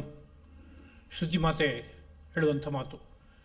ಕಾಮಸ್ಯ ಅಂದರೆ ನಾವು ಏನೇನು ಕಾಮನೆಯನ್ನು ಇಟ್ಕೊಂಡಿದ್ದೀವೋ, ಅಪೇಕ್ಷೆಯನ್ನು ಇಟ್ಕೊಂಡಿದ್ದೀವೋ, ಆ ಅಪೇಕ್ಷೆ ಸಲ್ಲುವಂತಹ ಅಪೇಕ್ಷೆಯಾಗಿದ್ದು ನಾವು ಆ ಅಪೇಕ್ಷೆಯನ್ನು ಮುಂದುವರಿಸಿದರೆ, ಶ್ರದ್ಧೆ ಜೊತೆಗೆ ಸೇರಿದರೆ ಆ ಕಾಮನೆ ಸಿದ್ಧವಾಗಿಬಿಡುತ್ತೆ. ಅದು ಆ ಕಾಮನ ಪೂರ್ತಿಯಾಗುತ್ತೆ. ಒಂದು ಚಿಕಿತ್ಸೆಯನ್ನು ನಾವು ಪಡಿಬೇಕಾದ್ರೆ ಆ ಚಿಕಿತ್ಸೆ ಕೊಡುವಂಥ ವೈದ್ಯನ ಬಗ್ಗೆ ನಮಗೆ ಶ್ರದ್ಧೆ ಇರಬೇಕು.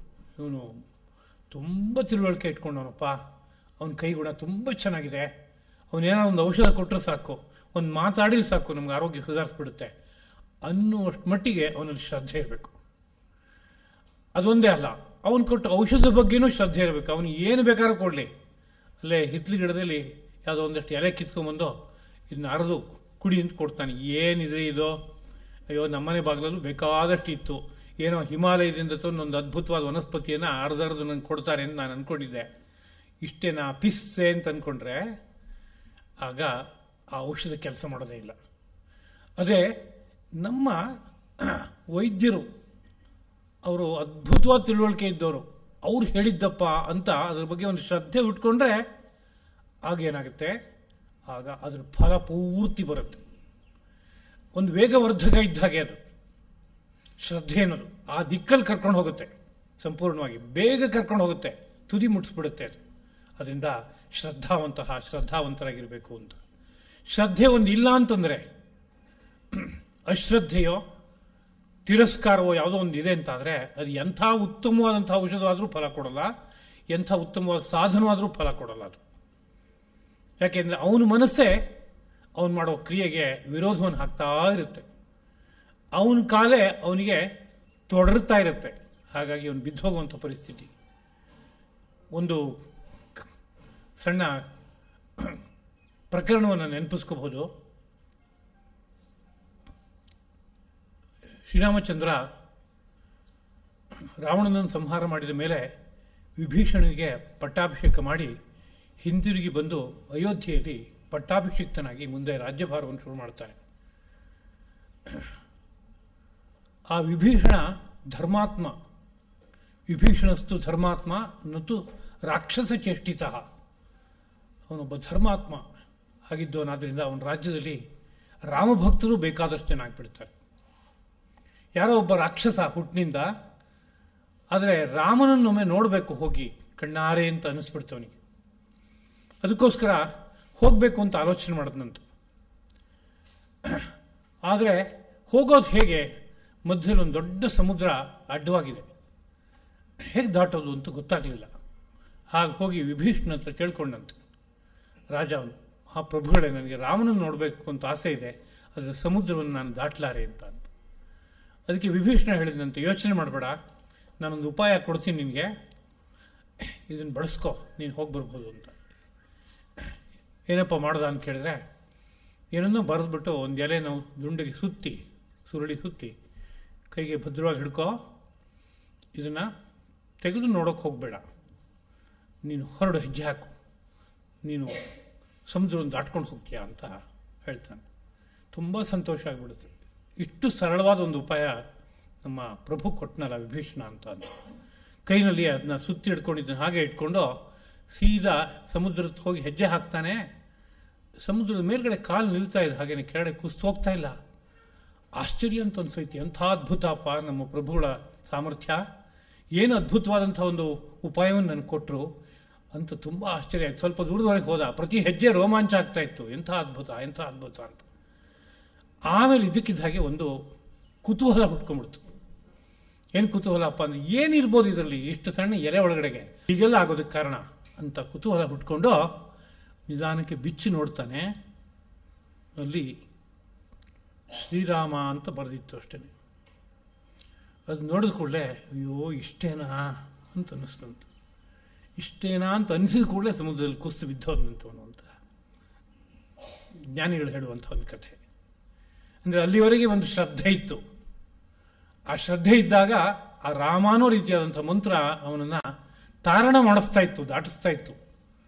ಬಹುಸಾಗರವನ್ನೂ ದಾಟಿಸುತ್ತೆ ಅದು, ಲೌಕಿಕವಾದ ಸಾಗರವನ್ನು ದಾಟಿಸಬಲ್ಲದು, ಅಷ್ಟು ಬಲ ಇತ್ತು ಅದಕ್ಕೆ. ಆದರೆ ಯಾವಾಗ ಇವನ ಮನಸ್ಸು ಬರೀ 2 ಅಕ್ಷರದ ಒಂದು ಪದ ಅಂತ ಅನ್ಕೋತು, ರಾಮನು ವ್ಯಕ್ತಿತ್ವವನ್ನು ಭಾವಿಸಲಿಲ್ಲ. ರಾಮನ ಬಗ್ಗೆ ಗೌರವ ಇದ್ದರೂ ಒಂದು ಮಟ್ಟದ ಗೌರವ ಅದು ಅಷ್ಟೇ. ಎರಡನೇದು, ಇದು 2 ಅಕ್ಷರ ಇದಷ್ಟೇ ರಾಮ ಅಂತ, ಇದು ಅಷ್ಟೆಲ್ಲ ಕೆಲಸ ಮಾಡೋಕ್ಕೆ ಸಾಧ್ಯವೇ ಅಂತ ಅನಿಸಿದಾಗ ಅದರಲ್ಲಿರೋ ಶ್ರದ್ಧೆ ಅಷ್ಟು ಕುಸಿದು ಬಿದ್ದೋಗಿದ್ರಿಂದ ಅವನೊಳ್ಳೆ ಸಂಪೂರ್ಣ ಮುಳುಗೋದ ಅಂತ ಕಥೆ. ಚೆನ್ನಾಗಿದೆ ಕಥೆ. ಇದು ಕಲ್ಪಿತ, ರಾಮಾಯಣದಲ್ಲಿ ಹುಡುಕಬೇಕಾದ ಅವಶ್ಯಕತೆ ಇಲ್ಲ. ಯಾರಾದರೂ ಬರೆಯೋ ರಾಮಾಯಣದಲ್ಲಿ ಇಂಥ ಕಥೆ ಸೇರಿಸಿದ್ರೆ ಅದನ್ನ ಅಪರಾಧ ಅಂತ ಹೇಳೋಕ್ಕಾಗಲ್ಲ. ಅದ್ರ ಮೂಲ ರಾಮಾಯಣ ಅಂತ ಒಂದಿರಬೇಕು, ಅದರೊಳಗಡೆ ಸೇರಿಸಬಾರ್ದು.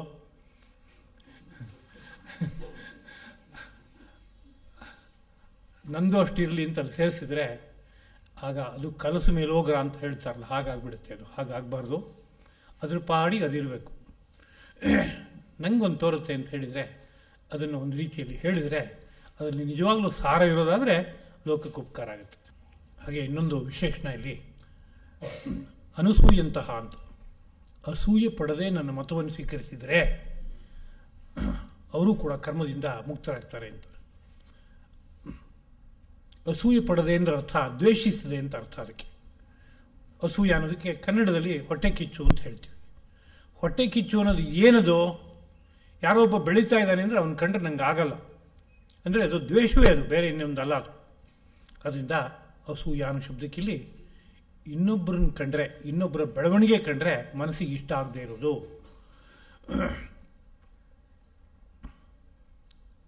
ಇನ್ನೊಬ್ಬರ ಅಭ್ಯುದಯವನ್ನು ಸಹಿಸದೇ ಇರುವಂತಹ ಮನಸ್ಸು, ಅದಕ್ಕೆ ಅಸೂಯ ಅಂತ ಕರೀತಾರೆ. ಅದು ಬೇರೆ ಏನೂ ಅಲ್ಲ, ದ್ವೇಷ ರೂಪವಾದದ್ದೇ ಅದು. ಅದು ನನ್ನ ಮತದ ಬಗ್ಗೆ ದ್ವೇಷ ಇರೋದಾದರೆ ಆಗ ನೀನು ಕರ್ಮವನ್ನು ಆಚರಣೆ ಮಾಡಿದರೂ ಈ ಫಲ ಸಿಕ್ಕೋಲ್ಲ. ಯಾಕೆಂದರೆ ಈ ಕರ್ಮದಲ್ಲೊಂದು ನೀತಿ ಏನಿದೆ, ಅದು ಈ ಸೃಷ್ಟಿಯನ್ನೆಲ್ಲ ಆಳ್ತಾ ಇರುವಂತಹ ಮಹಾಪ್ರಭುವಿನ ನೀತಿ ಅದು. ನನ್ನನ್ನಾಗಲಿ ನನ್ನ ನೀತಿಯನ್ನಾಗಲಿ ನೀನು ದ್ವೇಷಿಸ್ತಾ ಇದ್ದೀ ಅಂತಾದರೆ ಆಗ ನೀನು ಮಾಡುವ ಕರ್ಮ ಆ ಫಲ ಕೊಡದೆ ಹೋಗ್ಬೋದು, ಕೊಡಲ್ಲ ಅದು. ಅದರಿಂದ ಅಲ್ಲಿ ಯಾವುದೇ ರೀತಿಯಲ್ಲೂ ಅಸೂಯೆ ಎಂಬುದು ಇರಬಾರ್ದು. ಅಲ್ಲದೆ ನಿತ್ಯಂ ಅನುತಿಷ್ಠಂತಿ, ಪ್ರತಿನಿತ್ಯದಲ್ಲೂ ಅನುಷ್ಠಾನ ಮಾಡ್ತಾಯಿದ್ರೆ ಅಂತ ಅರ್ಥ. ಯಾವತ್ತೋ ಒಂದು ದಿವಸ ಒಂದು ಕರ್ಮ ಮಾಡಿದೆ, ಈಗ ಬಿಡುವಿಲ್ಲ ಅಂತಂದರೆ ಆ ಕರ್ಮಕ್ಕೊಂದು ಫಲ ಇರುತ್ತೆ, ಇಲ್ಲ ಅಂತಲ್ವ. ಸ್ವಲ್ಪಮಪ್ಯಸ್ಯ ಧರ್ಮಸ್ಯ ತ್ರಾಯತೆ ಮಹತೋ ಭಯಾತ್. ಈ ಧರ್ಮದ ಒಂದು ಸಣ್ಣ ಭಾಗವೂ ಸಹ ಮಹಾಭಯದಿಂದ ನಮ್ಮನ್ನು ಕಾಪಾಡುತ್ತೆ. ಶ್ರೀಕೃಷ್ಣ ಪ್ರಭುವಿನ ಮಾತೆ ಅದು. ಆದರೆ ಶ್ರೀರಂಗ ಮಹಾಗುರುಗಳು ಒಂದು ಉದಾಹರಣೆಯನ್ನು ಕೊಟ್ಟು ಹೇಳ್ತಾ ಇದ್ರು. ಅನ್ನ ಮಾಡಬೇಕು ಅಂಥೇಳಿ ಒಲೆ ಮೇಲೆ ಅಕ್ಕಿ ಇಟ್ಟು ನೀರು ಹಾಕಿ ಒಂದು ಸ್ವಲ್ಪ ಉರಿಸಿ ಇವತ್ತು ಹಾಗೆ ಬಿಟ್ಟು ಹೊರಟೋದೆ, ನಾಳೆ ಇನ್ನಷ್ಟು ಉರಿಸ್ತೀನಿ, ಇನ್ನೊಂದು ದಿವಸ ಬಿಡುವಾಗ ಇನ್ನೊಂದು ದಿವಸ ಉರಿಸ್ತೀನಿ ಅಂದರೆ ಎಷ್ಟು ದಿನ ಉರಿಸಿದ್ರು ಅನ್ನ ಆಗಲ್ಲ, ಅದು ಕೆಟ್ಟು ಹೋಗುತ್ತೆ ಪೂರ್ತಿ ಪದಾರ್ಥ. ಯಾಕೆ ಅಂತ ಕೇಳಿದ್ರೆ ಅದಕ್ಕೆ ಕಾವು ಎಷ್ಟು ಏರಬೇಕೋ ನಿರಂತರವಾಗಿ ಏರಿ ಅನ್ನ ಆಗಬೇಕದು, ಅಕ್ಕಿ ಮೃದುವಾಗಬೇಕು ಸಂಪೂರ್ಣವಾಗಿ. ಹಾಗಾಗೋವರೆಗೆ ಅದಕ್ಕೊಂದು ಬಿಸಿ ತಟ್ಟಿಸ್ಲೇಬೇಕಾಗುತ್ತೆ, ಹಾಗಾದರೆ ಕಾರ್ಯ ನಡೆಯುತ್ತೆ. ಅದೇ ರೀತಿಯಲ್ಲಿ ಒಂದು ಕರ್ಮ ಅಂದರೆ ಅದು ತುದಿ ಮುಟ್ಟೋ ತನಕ ಅದಕ್ಕೊಂದು ನೈರಂತರ್ಯ ಬೇಕು. ನೈರಂತರ್ಯ ಬೇಕು ಅಂದರೆ ಅದು ಅನುದಿನವೂ ಆಚರಿಸಲ್ಪಡಬೇಕು. ಆ ಕರ್ಮವು ಸ್ವರೂಪಕ್ಕೆ ತಕ್ಕಂತೆ. ಯಾವ ಕರ್ಮ ಅದು, ಅದನ್ನು ವರ್ಷಕ್ಕೊಮ್ಮೆ ಆಚರಣೆ ಮಾಡುವಂಥದ್ದು, ಉತ್ತರಾಯಣ ದಕ್ಷಿಣಾಯನದಲ್ಲಿ ಮಾತ್ರ ಆಚರಣೆ ಮಾಡುವಂಥದ್ದು, ಪ್ರತಿ ಒಂದು ಋತುವಿನಲ್ಲೋ ಮಾಸದಲ್ಲೋ ಪಕ್ಷದಲ್ಲೋ ತಿಥಿಯಲ್ಲೋ ವಾರದಲ್ಲೋ ಅನುದಿನವೂ ಆಚರಿಸಲ್ಪಡಬೇಕಾದದ್ದೇ. ಯಾವುದನ್ನು ಏನು ಹೇಳಿದಾರೋ ಆ ಕರ್ಮವನ್ನು ಅದಕ್ಕೆ ತಕ್ಕಂತೆ ಆಚರಣೆ ಮಾಡ್ತಾ ಹೋದರೆ ನಿತ್ಯದಲ್ಲಿ ಆಚರಣೆ ಅಂತ ಅದಕ್ಕೆ ಹೆಸರು. ಹಾಗೆ ನಿತ್ಯದಲ್ಲಿ ಆಚರಣೆ ಮಾಡ್ತಾ ಹೋದಾಗ ಅದೊಂದು ಕಾವು ಏರುತ್ತೆ. ಅದು ಒಂದು ಮೊಟ್ಟೆ ಒಡೆದು ಹೊರಗಡೆ ಬರಬೇಕಾದ್ರೆ ತಾಯಿ ಹಕ್ಕಿ ಅದಕ್ಕೆ ಒಂದು ಕಾವು ಕೊಡುತ್ತೆ. ಆ ಕಾವನ್ನು ಯಾವುದೋ ಒಂದು ಹದದಲ್ಲಿ ಕೊಡ್ತಾ ಹೋಗುತ್ತೆ. ಅದು ಎಷ್ಟು ಕೊಡಬೇಕೋ ಅದಕ್ಕೆ ಕಡಿಮೆ ಆಗದೇ ಇರುವಂತೆ ಜಾಸ್ತಿ ಆಗದೇ ಇರುವಂತೆ ಯಾವುದೋ ಒಂದು ಹದದಲ್ಲಿ ಕೊಟ್ಟಾಗ ಒಳಗಡೆ ಇರುವಂತಹ ಒಂದು ಗರ್ಭ ಒಡ್ಕೊಂಡು ಹೊರಗಡೆ ಮರಿಯಾಗಿ ಹೊರಗಡೆ ಬರುತ್ತೆ. ಹಾಗೆ ಒಂದು ಕರ್ಮವು ನಮಗೆ ಜ್ಞಾನ ರೂಪದಲ್ಲಿ ಹೋಗಿ ನಿಲ್ಲಬೇಕಾದ್ರೆ, ಅದು ಧಾತು ಸಾಮ್ಯವನ್ನು ಉಂಟು ಮಾಡಬೇಕಾದ್ರೆ, ಪ್ರಕೃತಿಯನ್ನು ಹದಗೊಳಿಸಬೇಕಾದ್ರೆ ನಿರಂತರವಾಗಿ ಎಷ್ಟೋ ಕಾಲ ನಡಿಬೇಕಾಗತ್ತೆ, ಶ್ರದ್ಧೆಯಿಂದ ನಡಿಬೇಕಾಗತ್ತೆ, ಮತ್ತು ಅಲ್ಲಿ ಯಾವುದೇ ರೀತಿಯಲ್ಲೂ ದ್ವೇಷ ಬುದ್ಧಿ ಇರಬಾರ್ದು, ನಡಿಬೇಕು. ಹಾಗೆ ನಡೆದರೆ ಅದರ ಫಲ ಬರುತ್ತೆ. ಆದ್ದರಿಂದಲೇ ಕರ್ಮವನ್ನು ಯಾವುದೇ ಕಾರಣಕ್ಕೂ ಮಧ್ಯದಲ್ಲಿ ನಿಲ್ಲಿಸಬೇಡ. ಅಕಸ್ಮಾತ್ ಯಾವುದೋ ಒಂದು ಹೊತ್ತು ಒಂದು ಕರ್ಮವನ್ನು ಆಚರಿಸದೆ ಹೋದರೆ ಅದನ್ನು ಇನ್ನೊಂದು ಹೊತ್ತಿನಲ್ಲಿ ಸೇರಿಸಿ ಆಚರಿಸು. ಮಾರನೇ ದಿವಸ ಅದಕ್ಕೊಂದು ದೋಷವನ್ನು ಪರಿಹಾರ ಮಾಡ್ಕೊಳ್ಳೋಕೆ ಬೇಕಾಗುವ ಕಾರ್ಯವನ್ನು ಮಾಡಿ ಅದನ್ನ ಆಚರಿಸು. ಹೆಚ್ಚು ಆಚರಿಸು, ಬಿಟ್ಟು ಹೋದರ ದೋಷ ಉಳಿಬಾರ್ದು, ಹಾಗೆ ಆಚರಿಸು ಎಂಬ ಮಾತನ್ನು ಹೇಳಿರುವಂತಹದ್ದುಂಟು. ಅದನ್ನು ನಿತ್ಯ ಅನ್ನೋ ಪದನ ಹೇಳ್ತಾ ಇದೆ. ಮತ್ತು ಹೀಗೆ ಕರ್ಮವನ್ನು ಆಚರಿಸಿದರೆ ಕರ್ಮಭೀಹಿ ಮುಚ್ಯತೆ, ಕರ್ಮಗಳಿಂದ ಬಿಡುಗಡೆಯನ್ನು ಹೊಂದುವನು ಅಂತ. ಕರ್ಮಗಳಿಂದ ಬಿಡುಗಡೆ ಹೊಂದುವನು ಅನ್ನೋದಕ್ಕೆ ಒಂದು ಅನುದಿನವೂ ಕರ್ಮಗಳನ್ನು ಮಾಡ್ತಾ ಇದ್ದಾನಲ್ಲ, ಇದು ಬಂಧನಕ್ಕೆ ಕಾರಣ ಆಗದೆ ಉಳ್ಕೊಳ್ಳುತ್ತೆ. ಇದೊಂದು ದೊಡ್ಡ ಲಾಭ. ಪ್ರತಿನಿತ್ಯ ಮಾಡುವಂಥ ಒಂದೊಂದು ಕರ್ಮವೂ ಬಂಧಿಸೋದಕ್ಕೆ ಕಾರಣ ಆಗ್ತಾ ಇತ್ತು. ಇವನಿಗೆ ಜನ್ಮ ಜನ್ಮಾಂತರಗಳಿಗೆ ಕರ್ಕೊಂಡು ಹೋಗ್ಬಿಟ್ಟು ಅಲ್ಲಿ ಸುಖ ದುಃಖಗಳನ್ನು ಅನುಭವಿಸುವಂತೆ ಮಾಡ್ತಾ ಇತ್ತು. ಆದರೆ ಈ ಯೋಗ ರೂಪವಾಗಿ ಕರ್ಮವನ್ನು ಆಚರಣೆ ಮಾಡ್ತಾ ಬಂದರೆ ಅದು ಮುಂದಿನ ಜನ್ಮಕ್ಕೆ ಕರ್ಕೊಂಡು ಹೋಗಲ್ಲ, ಅದು ಬಂಧನಕ್ಕೆ ಕಾರಣ ಆಗಲ್ಲ. ಇದು ಒಂದು ಲಾಭ. ಆದರೆ ಇನ್ನೊಂದು ಲಾಭ ಏನಪ್ಪ ಅಂದರೆ, ಹೀಗೆ ವ್ಯವಸ್ಥಿತವಾಗಿ ಕರ್ಮವನ್ನು ಆಚರಣೆ ಮಾಡ್ತಾ ಹೋದಾಗ ಅವನಿಗೆ ಒಳಗಡೆ ಇರುವಂಥ ಪರಮಾತ್ಮನ ದರ್ಶನದ ಕಡೆಗೆ ಅವನು ಸಾಕ್ತಾನೆ. ಕ್ರಮಕ್ರಮವಾಗಿ ಅವನಿಗೆ ಎಲ್ಲ ಸಿದ್ಧತೆಗಳು ಹುಟ್ಟುತ್ತಾ ಹೋಗುತ್ತೆ. ಪ್ರಕೃತಿನಲ್ಲಿ ಒಳಗಡೆ ಇರೋ ಬೆಳಕನ್ನು ಒಂದು ದಿವಸ ಕಾಣ್ತಾನೆ. ಹಾಗೆ ಕಂಡಾಗ ಏನಾಗುತ್ತೆ ಅಂತ ಕೇಳಿದ್ರೆ, ಎಷ್ಟೆಷ್ಟೋ ಜನ್ಮಗಳಿಂದ ಸಂಗ್ರಹ ಮಾಡ್ಕೊಂಬಂದಿರುವಂತಹ ಒಳಗಡೆ ನಮ್ಮ ಮನೋಬುದ್ಧಿಗಳಲ್ಲಿ ಗೂಡು ಮಾಡಿಕೊಂಡು ಇರುವಂತಹ ಕರ್ಮದ ರಾಶಿ ಇದೆಯಲ್ಲ, ಆ ಕರ್ಮದ ರಾಶಿ ಅಷ್ಟು ಕೂಡ ಈ ಜ್ಞಾನಾನುಭವದಿಂದ ಒಂದು ದೃಷ್ಟಿಯಿಂದ ಸುಟ್ಟು ಹೋಗ್ಬಿಡುತ್ತಂತೆ. ಜ್ಞಾನಾಗ್ನಿ ಸರ್ವಕರ್ಮಾಣಿ ಭಸ್ಮಸಾತ್ ಕುರುತೆ ಅರ್ಜುನ, ಮುಂದೆ ಬರುತ್ತೆ ಮಾತು. ಆ ಜ್ಞಾನವೆಂಬ ಅಗ್ನಿಯು ಆ ಸಂಚಿತವಾದ ಎಲ್ಲ ಕರ್ಮಗಳನ್ನು ಭಸ್ಮಸಾತ್ ಮಾಡಿಬಿಡುತ್ತೆ. ಹಾಗಾದಾಗ ಆ ಸಂಚಿತ ಕರ್ಮಗಳು ಮುಂದಕ್ಕೆ ಕಾದಿದ್ದು ಇನ್ನೊಂದು ಜನ್ಮಕ್ಕೆ ಕರ್ಕೊಂಡು ಹೋಗುತ್ತೆ ಅನ್ನೋ ವಿಷಯ ಇಲ್ಲ. ಅವೆಲ್ಲವೂ ನಿರ್ವೀರ್ಯವಾಗಿಬಿಡುತ್ತೆ, ಹುರಿದ ಬೀಜದಂತೆ ಆಗುತ್ತೆ. ಬೀಜವನ್ನು ಹುರಿದು ಬಿಟ್ಟರೆ ಅದಕ್ಕೆ ಹುಟ್ಟೋ ಗುಣ ಹೊರಟೋಗುತ್ತೆ. ಅದು ಬೆಳಿಬೇಕಾದ್ರೆ ಅದನ್ನು ಒಂದು ವ್ಯವಸ್ಥಿತವಾಗಿ ರಕ್ಷಣೆ ಮಾಡಿಟ್ಟರೆ ಅದನ್ನ ಗದ್ದೆಗೆ ಹಾಕಿದ್ರೆ, ಕ್ಷೇತ್ರಕ್ಕೆ ಹಾಕಿದ್ರೆ ಅದು ಬೆಳೆಯುತ್ತೆ. ಇಲ್ಲಿ ಹೋದರೆ ಬೆಳೆಯೋಲ್ಲ ಅದು. ಹಾಗೆ ಇಲ್ಲೂ ಸಹ ಈ ಕರ್ಮ ಬೀಜಗಳು ರಾಗದ್ವೇಷಗಳೆಂಬ ಅಂಟು ಪ್ರಕೃತಿನಲ್ಲಿದ್ದಾಗ ಅದರ ಪರಿಣಾಮವಾಗಿ ಬೆಳೆಯುತ್ತವೆ. ಅದು ರಾಗದ್ವೇಷಗಳೇ ಕಳಚೋಗ್ಬಿಟ್ಟಿದೆ. ಆ ಒಳಬೆಳಕಿನ ಅನುಭವದ ಕಾರಣದಿಂದ ಬೇಕಾದದ್ದು ಇದೊಂದೇ ಅಪ್ಪ, ಬೇರೆ ಯಾವುದೂ ಅಲ್ಲ, ಅದರಿಂದ ಯಾವುದ್ರ ಬಗ್ಗೆಯೂ ನನಗೆ ಅಂಟಿಲ್ಲ ಅನ್ನೋ ರೀತಿಯಾದ ಒಂದು ಸ್ಥಿತಿಯೇ ಬಂದ್ಬಿಡ್ತು ಅಂತಂದರೆ ಆಗ ಈ ಕರ್ಮ ಬೀಜಗಳು ಯಾವುದಕ್ಕೂ ಬಲ ಬರೋಲ್ಲ, ಬೇರಿಲ್ಲ ಅದಕ್ಕೆ. ಹಾಗಾಗಿ ಅವಷ್ಟು ಕೂಡ ದಗ್ಧ ಬೀಜದಂತೆ ಆಗುತ್ತೆ. ಆದ್ದರಿಂದ ಕರ್ಮಗಳು ದೂರ ಆಗುತ್ತೆ, ಕರ್ಮಗಳಿಂದ ಮುಕ್ತನಾಗೋದಕ್ಕೆ ಸಾಧ್ಯವಾಗುತ್ತೆ ಅಂತ ಅರ್ಥ. ಮುಂದಿನ ಶ್ಲೋಕ ಏತದಭ್ಯಸೂಯಂತಹ ನಾನು ತಿಷ್ಠಂತಿ ಮೇ ಮತಂ ಸರ್ವಜ್ಞಾನ ವಿಮೂಢಾನ್ಸ್ತಾನ್ ವಿಧಿ ನಷ್ಟಾನ್ ಅಚೇತಸಃ. ಹಿಂದೆ ಹೇಳಿದ ಮಾತಿಗೆ ವ್ಯತಿರಿಕ್ತವಾದಂತಹ ಒಂದು ಪ್ರಕರಣವನ್ನು ಎತ್ತಿ ತೋರಿಸ್ತಾ ಇದ್ದಾರೆ. ಅಂದರೆ ನಾನು ಹೇಳಿದ ಹಾಗೆ ನಡ್ಕೊಳ್ಳಲ್ಲ ಅಂತಾದರೆ ಅಂತೂ ಇನ್ನೊಂದು ಮುಖಾನು ತೋರಿಸ್ಬೇಕಾಗಿದೆ. ಯಾಕೆಂದರೆ ಸ್ಪಷ್ಟತೆಗೋಸ್ಕರವಾಗಿ ಹೀಗೆ ಹೋಗು ಒಳ್ಳೆಯದಾಗತ್ತೆ ಅನ್ನೋದು ಒಂದು, ಇದು ವಿಧಿ ಕಮ್ಯಾಂಡ್ಮೆಂಟ್ ಇದ್ದ ಹಾಗೆ. ಇನ್ನೊಂದು ಕಡೆಗೆ ಹೋದರೆ ಇಷ್ಟು ನಷ್ಟ ಆಗತ್ತೆ ಅನ್ನೋದು ಪಕ್ಕದಲ್ಲಿ ಹೇಳಿದಾಗ ಹಾಗಾದ್ರೆ ಅದು ಬೇಡಪ್ಪ, ಈ ಕಡೆಗೆ ಹೋಗ್ತೀನಿ ಅಂತ ಒಂದು ನಿರ್ಣಯ ಬರುತ್ತೆ. ಇನ್ನೊಂದು ಕಡೆಗೆ ಹೋದ್ರೆ ನಷ್ಟ ಆಗುತ್ತೆ ಅನ್ನೋ ವಿಚಾರ ಗೊತ್ತಿಲ್ಲ ಅಂತಂದಾಗ ಆ ಕಡೆಗೆ ಒಂದು ಸ್ವಲ್ಪ ಯಾಕೆ ಹೋಗಬಾರ್ದು ಅಂತ ಬುದ್ಧಿ ಹುಟ್ಕೊಂಡ್ಬಿಡುತ್ತೆ. ಅದರಿಂದ ಹೀಗೆ ಮಾಡು ಅಂತ ಒಂದು ವಿಷಯ, ಅದರಿಂದ ಲಾಭ ಹೀಗಾಗತ್ತೆ ಅಂತ ಒಂದು, ಹಾಗಲ್ಲದೆ ಇನ್ನೊಂದು ತರಹ ಮಾಡ್ತೀಯಾ ಅಂತಂದರೆ ಆಗ ಇಷ್ಟು ಸಮಸ್ಯೆ ಇದೆ ಪಕ್ಕದಲ್ಲಿ ಅಂತ ಇನ್ನೊಂದು ಮಾತು. ಇದೆರಡೂ ಸೇರಿ ಒಂದು ವಿಷಯವನ್ನು ದೃಢಪಡಿಸ್ಕೊಡುತ್ತೆ. ಆ ನೆರದಲ್ಲಿ ಬಂದಿರುವಂಥ ಮಾತು ಏತು ಅಭ್ಯಸೂಯಂತಹ, ಯಾರು ನನ್ನ ಈ ಮತವನ್ನು ಅಂದರೆ ಸೃಷ್ಟೀಶನ ಒಂದು ಸಂಕಲ್ಪವನ್ನು, ಅವನ ನೀತಿಯನ್ನು ಅಂತ ಅರ್ಥ ಅದಕ್ಕೆ, ನನ್ನ ಮತವನ್ನು ಅನ್ನೋದಕ್ಕೆ. ಅಭ್ಯಸೂಯಂತಹ ದ್ವೇಷಿಸುತ್ತಾ ಏತದ್ ಮೇ ಮತಂ, ಈ ನನ್ನ ಮತವನ್ನು ನ ಅನುತಿಷ್ಠಂತಿ, ನಿತ್ಯ ಜೀವನಕ್ಕೆ ಬಳಸಿಕೊಳ್ಳುವುದಿಲ್ಲವೋ, ಅನುಷ್ಠಾನಕ್ಕೆ ತಂದುಕೊಳ್ಳುವುದಿಲ್ಲವೋ, ಸರ್ವಜ್ಞಾನ ವಿಮೂಢಾನ್ಸ್ತಾನ್, ಎಲ್ಲ ಜ್ಞಾನವನ್ನು ಕಳ್ಕೊಳ್ಳುವಂತಹ ಮೂಢರಾದಂತಹ ತಾನವರನ್ನು, ಮತ್ತು ನಷ್ಟಾನ್ ಅಚೇತಸಃ, ಅವರನ್ನು ನಷ್ಟರನ್ನಾಗಿಯೂ ಅಚೇತಸಃ ಬುದ್ಧಿಹೀನರನ್ನಾಗಿಯೂ ವಿಧಿ ತಿಳಿ ಎಂಬುದಾಗಿ. ಅಂದರೆ ಯಾರು ಈ ಮತವನ್ನು ಅರ್ಥ ಮಾಡಿಕೊಂಡು ನಿತ್ಯ ಜೀವನದಲ್ಲಿ ಬಳಸಲ್ವೋ ಅವರು ತಮ್ಮ ಎಲ್ಲ ತಿಳುವಳಿಕೆಯನ್ನು ಕಳ್ಕೋತಾರೆ ಕ್ರಮಕ್ರಮವಾಗಿ. ಮತ್ತು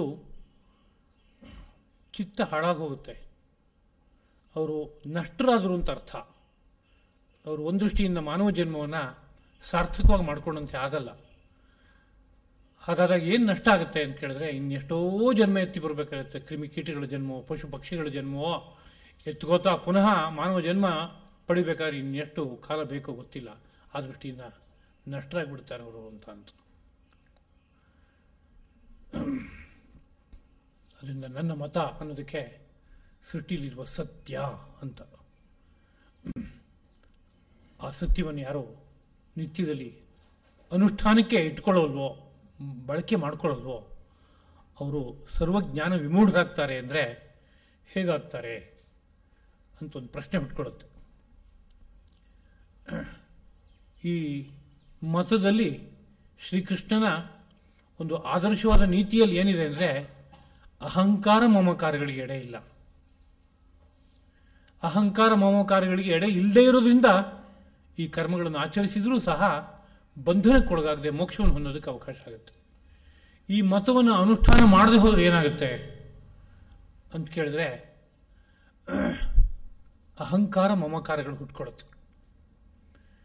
ನಾನು ಮಾಡದೇ ಇರುವ, ನಾನು ಅನ್ನುವ ಆತ್ಮನು ಮಾಡದೇ ಇರುವ ಕರ್ಮವನ್ನು ಮಾಡ್ದ ಅನ್ನೋ ರೀತಿಯಲ್ಲಿ ಅಂದ್ಕೋತಾ ಇರೋದ್ರಿಂದ, ಅಥವಾ ಮಾಡದೆ ಅಂತ ಅಂದ್ಕೋತಾ ಇರೋದ್ರಿಂದ ಅಲ್ಲೊಂದು ಬಂಧನದ ವಿಷಯ. ಮತ್ತು ಕಂಡದ್ನೆಲ್ಲ ಮಮ ಮಮ ನಂದು ನಂದು ಅಂತ ಅಂದ್ಕೊಂಡು ಅಲ್ಲೆಲ್ಲ ಒಂದು ಅಂಟನ್ನು ಬೆಳೆಸ್ಕೋತಾ ಹೋಗ್ತಾ ಇರೋದ್ರಿಂದ ಅದು ಒಂದು ಬಂಧನಕ್ಕೆ ಕಾರಣ. ಹೀಗೆಲ್ಲ ಆಗೋದ್ರಿಂದ ದೊಡ್ಡ ಭವಬಂಧನವನ್ನು ಏರ್ಪಡಿಸ್ಕೋತಾ ಹೋಗ್ತಾನೆ ನಿತ್ಯದಲ್ಲೂ ಸಹ. ಅದ್ರ ಪರಿಣಾಮ ಏನು ಅಂತ ಕೇಳಿದ್ರೆ, ಅಹಂಕಾರ ಬೆಳೆದ್ರೆ ಅಹಂಕಾರವೇ ಎಲ್ಲೋ ಒಂದು ಕಡೆಯಲ್ಲಿ ಪಾಠ ಕಲಿಸುತ್ತೆ. ನಾವು ಅನೇಕ ಕಥೆಗಳನ್ನು ಕೇಳ್ತೀವಿ. ನಾರದರ ಗರ್ವಭಂಗ ಅಂತ ಕೇಳ್ತೀವಿ, ಭೀಮ ಗರ್ವಭಂಗ ಎಂಬುದಾಗಿ ಕೇಳ್ತೀವಿ, ಗರುಡ ಗರ್ವಭಂಗ ಅಂತೆಲ್ಲ ಕೇಳ್ತೀವಿ. ಇವೆಲ್ಲ ಕಥೆಗಳು ಏನು ಹೇಳ್ತಾ ಇದೆ ಅಂದರೆ, ಆ ಶ್ರೀಕೃಷ್ಣ ಪ್ರಭುವಿನ ಸನ್ನಿಧಿಯಲ್ಲೇ ಇದ್ದರು ಅಥವಾ ಶ್ರೀಮನ್ ನಾರಾಯಣನ ಸನ್ನಿಧಿಯಲ್ಲೇ ಇದ್ದರು, ಯಾವುದೋ ಜಾಗದಲ್ಲಿ ತಪ್ಪಾಗಿ ಅಂದ್ಕೊಂಡಾಗ ಬರುವಂತಹ ಒಂದು ಅಹಂಕಾರ ಅನ್ನೋದೇನಿದೆಯೋ ಅದು ಎಲ್ಲೋ ಒಂದು ಕಡೆಯಲ್ಲಿ ದೊಡ್ಡ ಪ್ರಪಾತಕ್ಕೆ ಬೀಳುವಂತೆ ಮಾಡಿಬಿಡುತ್ತೆ, ಎಲ್ಲವನ್ನೂ ಕಳ್ಕೊಳ್ಳುವಂತೆ ಮಾಡಿಬಿಡುತ್ತೆ.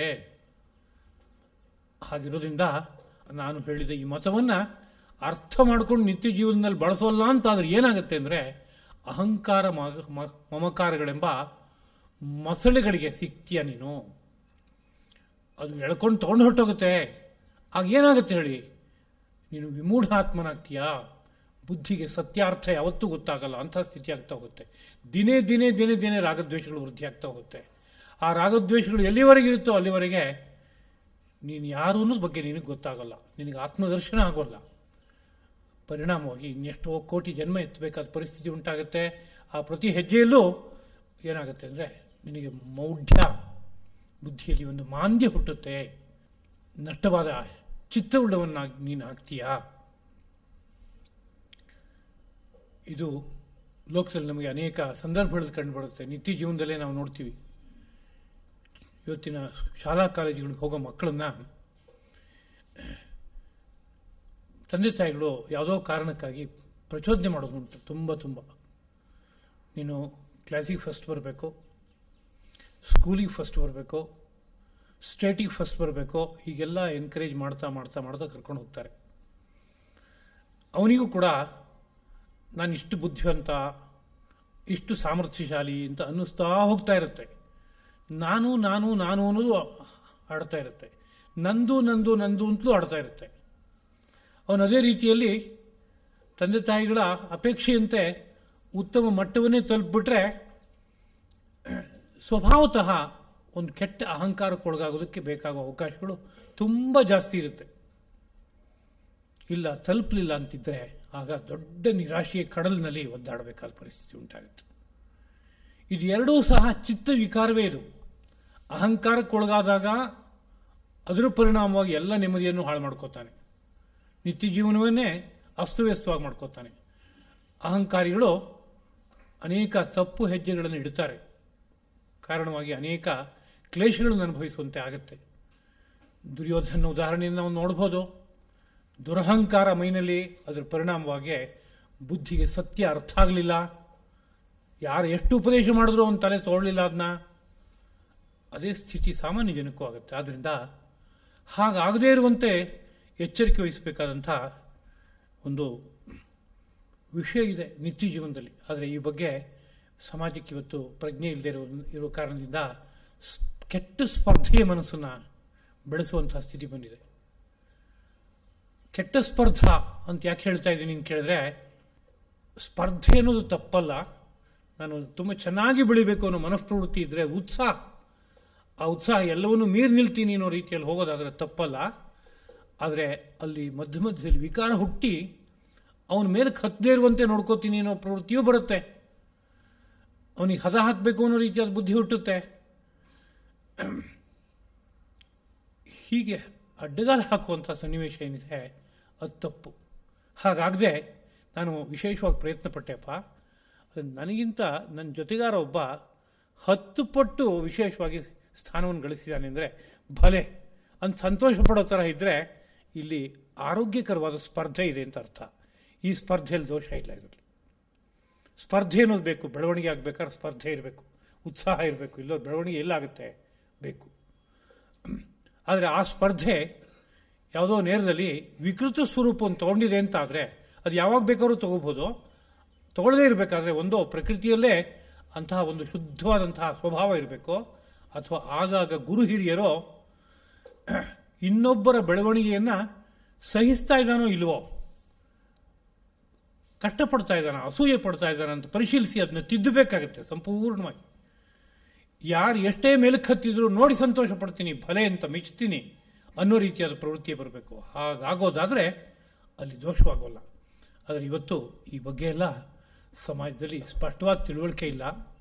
ತನ್ನ ಮಕ್ಕಳು ಒಟ್ಟು ವೈಭವದಿಂದ ಮೆರೀಬೇಕು, ಅವರು ಎಲ್ಲ ದೃಷ್ಟಿಯಿಂದ ಇಡೀ ಸಮಾಜದಲ್ಲಿ ಪ್ರತಿಷ್ಠಿತರಾಗಬೇಕು, ವಿದೇಶಕ್ಕೆ ಹೋಗಬೇಕು, ಭಾರಿ ಸಂಪತ್ತು ಬರಬೇಕು, ಈ ಥರದ ಚಿಂತನೆಯ ಹೊರತು ನಮ್ಮ ಮಕ್ಕಳು ಆದರ್ಶವಾದ ಬದುಕನ್ನು ಸಾಗಿಸಬೇಕು, ನೆಮ್ಮದಿಯ ಜೀವನವನ್ನು ಭಾವಿಸಬೇಕು.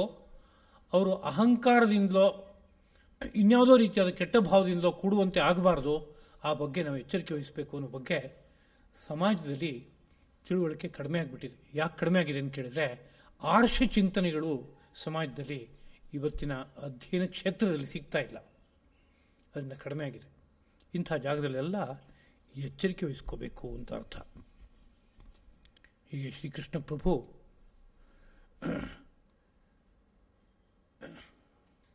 ಒಂದು ನೇರದಲ್ಲಿ ಕರ್ಮವನ್ನು ಹೇಗೆ ಅಳವಡಿಸ್ಕೋಬೇಕು ಅನ್ನೋ ಸತ್ಯವನ್ನು ಹೇಳಿ ಮುಂದಕ್ಕೆ ಪ್ರಕೃತಿಯ ಸ್ವಭಾವ ಏನು ಅನ್ನೋದನ್ನು ಒಂದು ಮಾತಿನಲ್ಲಿ ತಿಳಿಸ್ಕೊಡ್ತಾ ಇರುವಂಥದ್ದುಂಟು.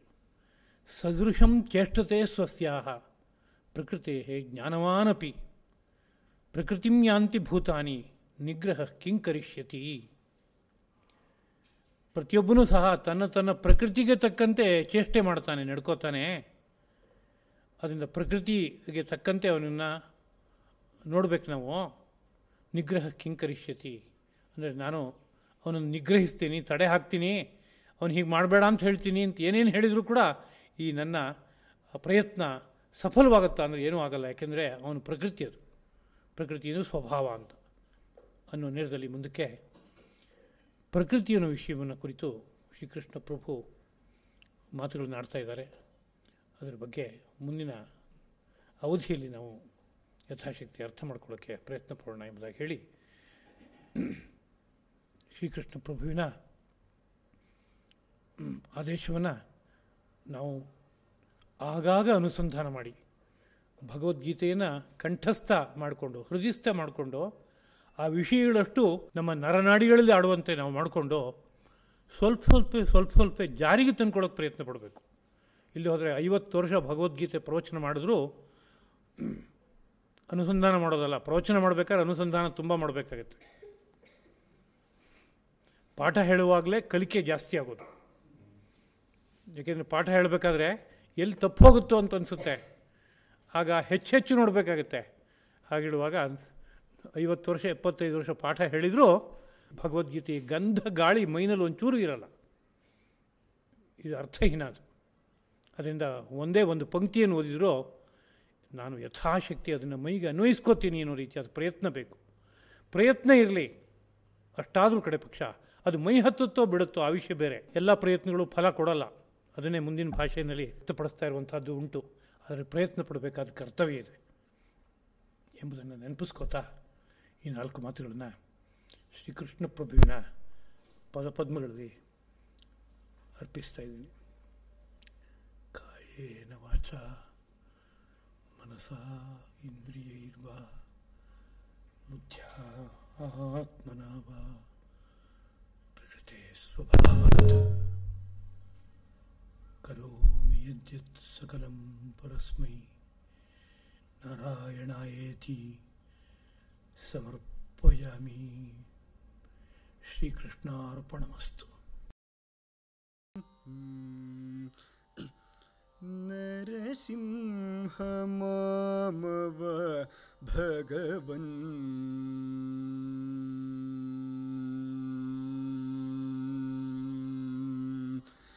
ನರಸಿಂಹ ಮಾಮವ ಭಗವನ್ ನರಸಿಂಹ ಮಾಮವ ಭಗವನ್ ನಿತ್ಯಂ ನರಸಿಂಹ ಮಾಮವ ಭಗವನ್ ನಿತ್ಯಂ ನರಸಿಂಹ ಮಾಮವ ಭಗವನ್ ನಿತ್ಯಂ ನರಸಿಂಹ ಮಾಮವ ಭಗವನ್ ನಿತ್ಯಂ ನರಸಿಂಹ ಮಾಮವ ಭಗವನ್ ನಿತ್ಯಂ ನರಸಿಂಹ ಮಾಮವ ಭಗವನ್ ನಿತ್ಯಂ ನರಸಿಂಹ ಮಾಮವ ಭಗವನ್ ನಿತ್ಯಂ ನರಸಿಂಹ ಮಾಮವ ಭಗವನ್ ನಿತ್ಯಂ ನರಸಿಂಹ ಮಾಮವ ಭಗವನ್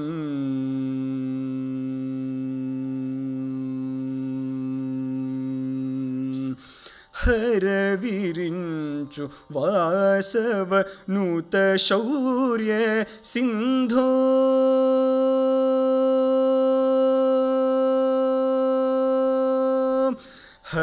ಹರವಿರಿಂಚು ವಾಸವ ನೂತ ಶೌರ್ಯ ಸಿಂಧೋ ಹರವಿರಿಂಚು ವಾಸವ ನೂತ ಶೌರ್ಯ ಸಿಂಧೋ ಹರವಿರಿಂಚು ವಾಸವ ನೂತ ಶೌರ್ಯ ಸಿಂಧೋ ಅತಿರಭಸ ನಿಹತ ಸುರದೀನ ಬಂಧೋ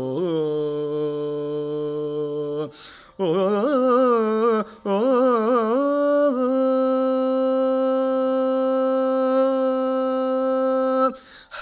ಹರವಿರಿಂಚು ವಾಸವ ನೂತ ಶೌರ್ಯ ಸಿಂಧೋ ಅತಿರಭಸ ನಿಹತ ಸುರದೀನ ಬಂಧೋ ಅತಿರಭಸ ನಿಹತ ಸುರದೀನ ಬಂಧೋ ಪಾದ ಪಮಗರಿ ಸರಿ ಮಗರಿ ರಿ ಸನಿ ದಾರಿ ಸರಿ ಸರಿ ಮಗರಿ ಪಮಗರಿ ಸರಿ ಮ ಪದ ಪಮಗರಿ ಸರಿ ಮ ಪಮ ಪದ ಸಾನಿದ ಸರಿ ಮಗರಿ ಸರಿ ದ ಸದ ಪದ ಮ ಪಮಗರಿ ಸರಿ ಮ ನರಸಿಂಹ ಮಾಮವ ಭಗವನ್ ನಿತ್ಯಂ ನರಸಿಂಹ ಮಾಮವ ಭಗವನ್ ನಿತ್ಯಂ ನರಸಿಂಹ ಮಾಮವ ಭಗವನ್ ನಿತ್ಯಂ ನರಸಿಂಹ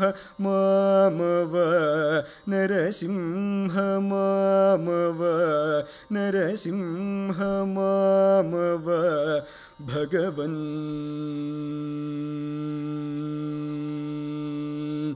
ನಿತ್ಯಂ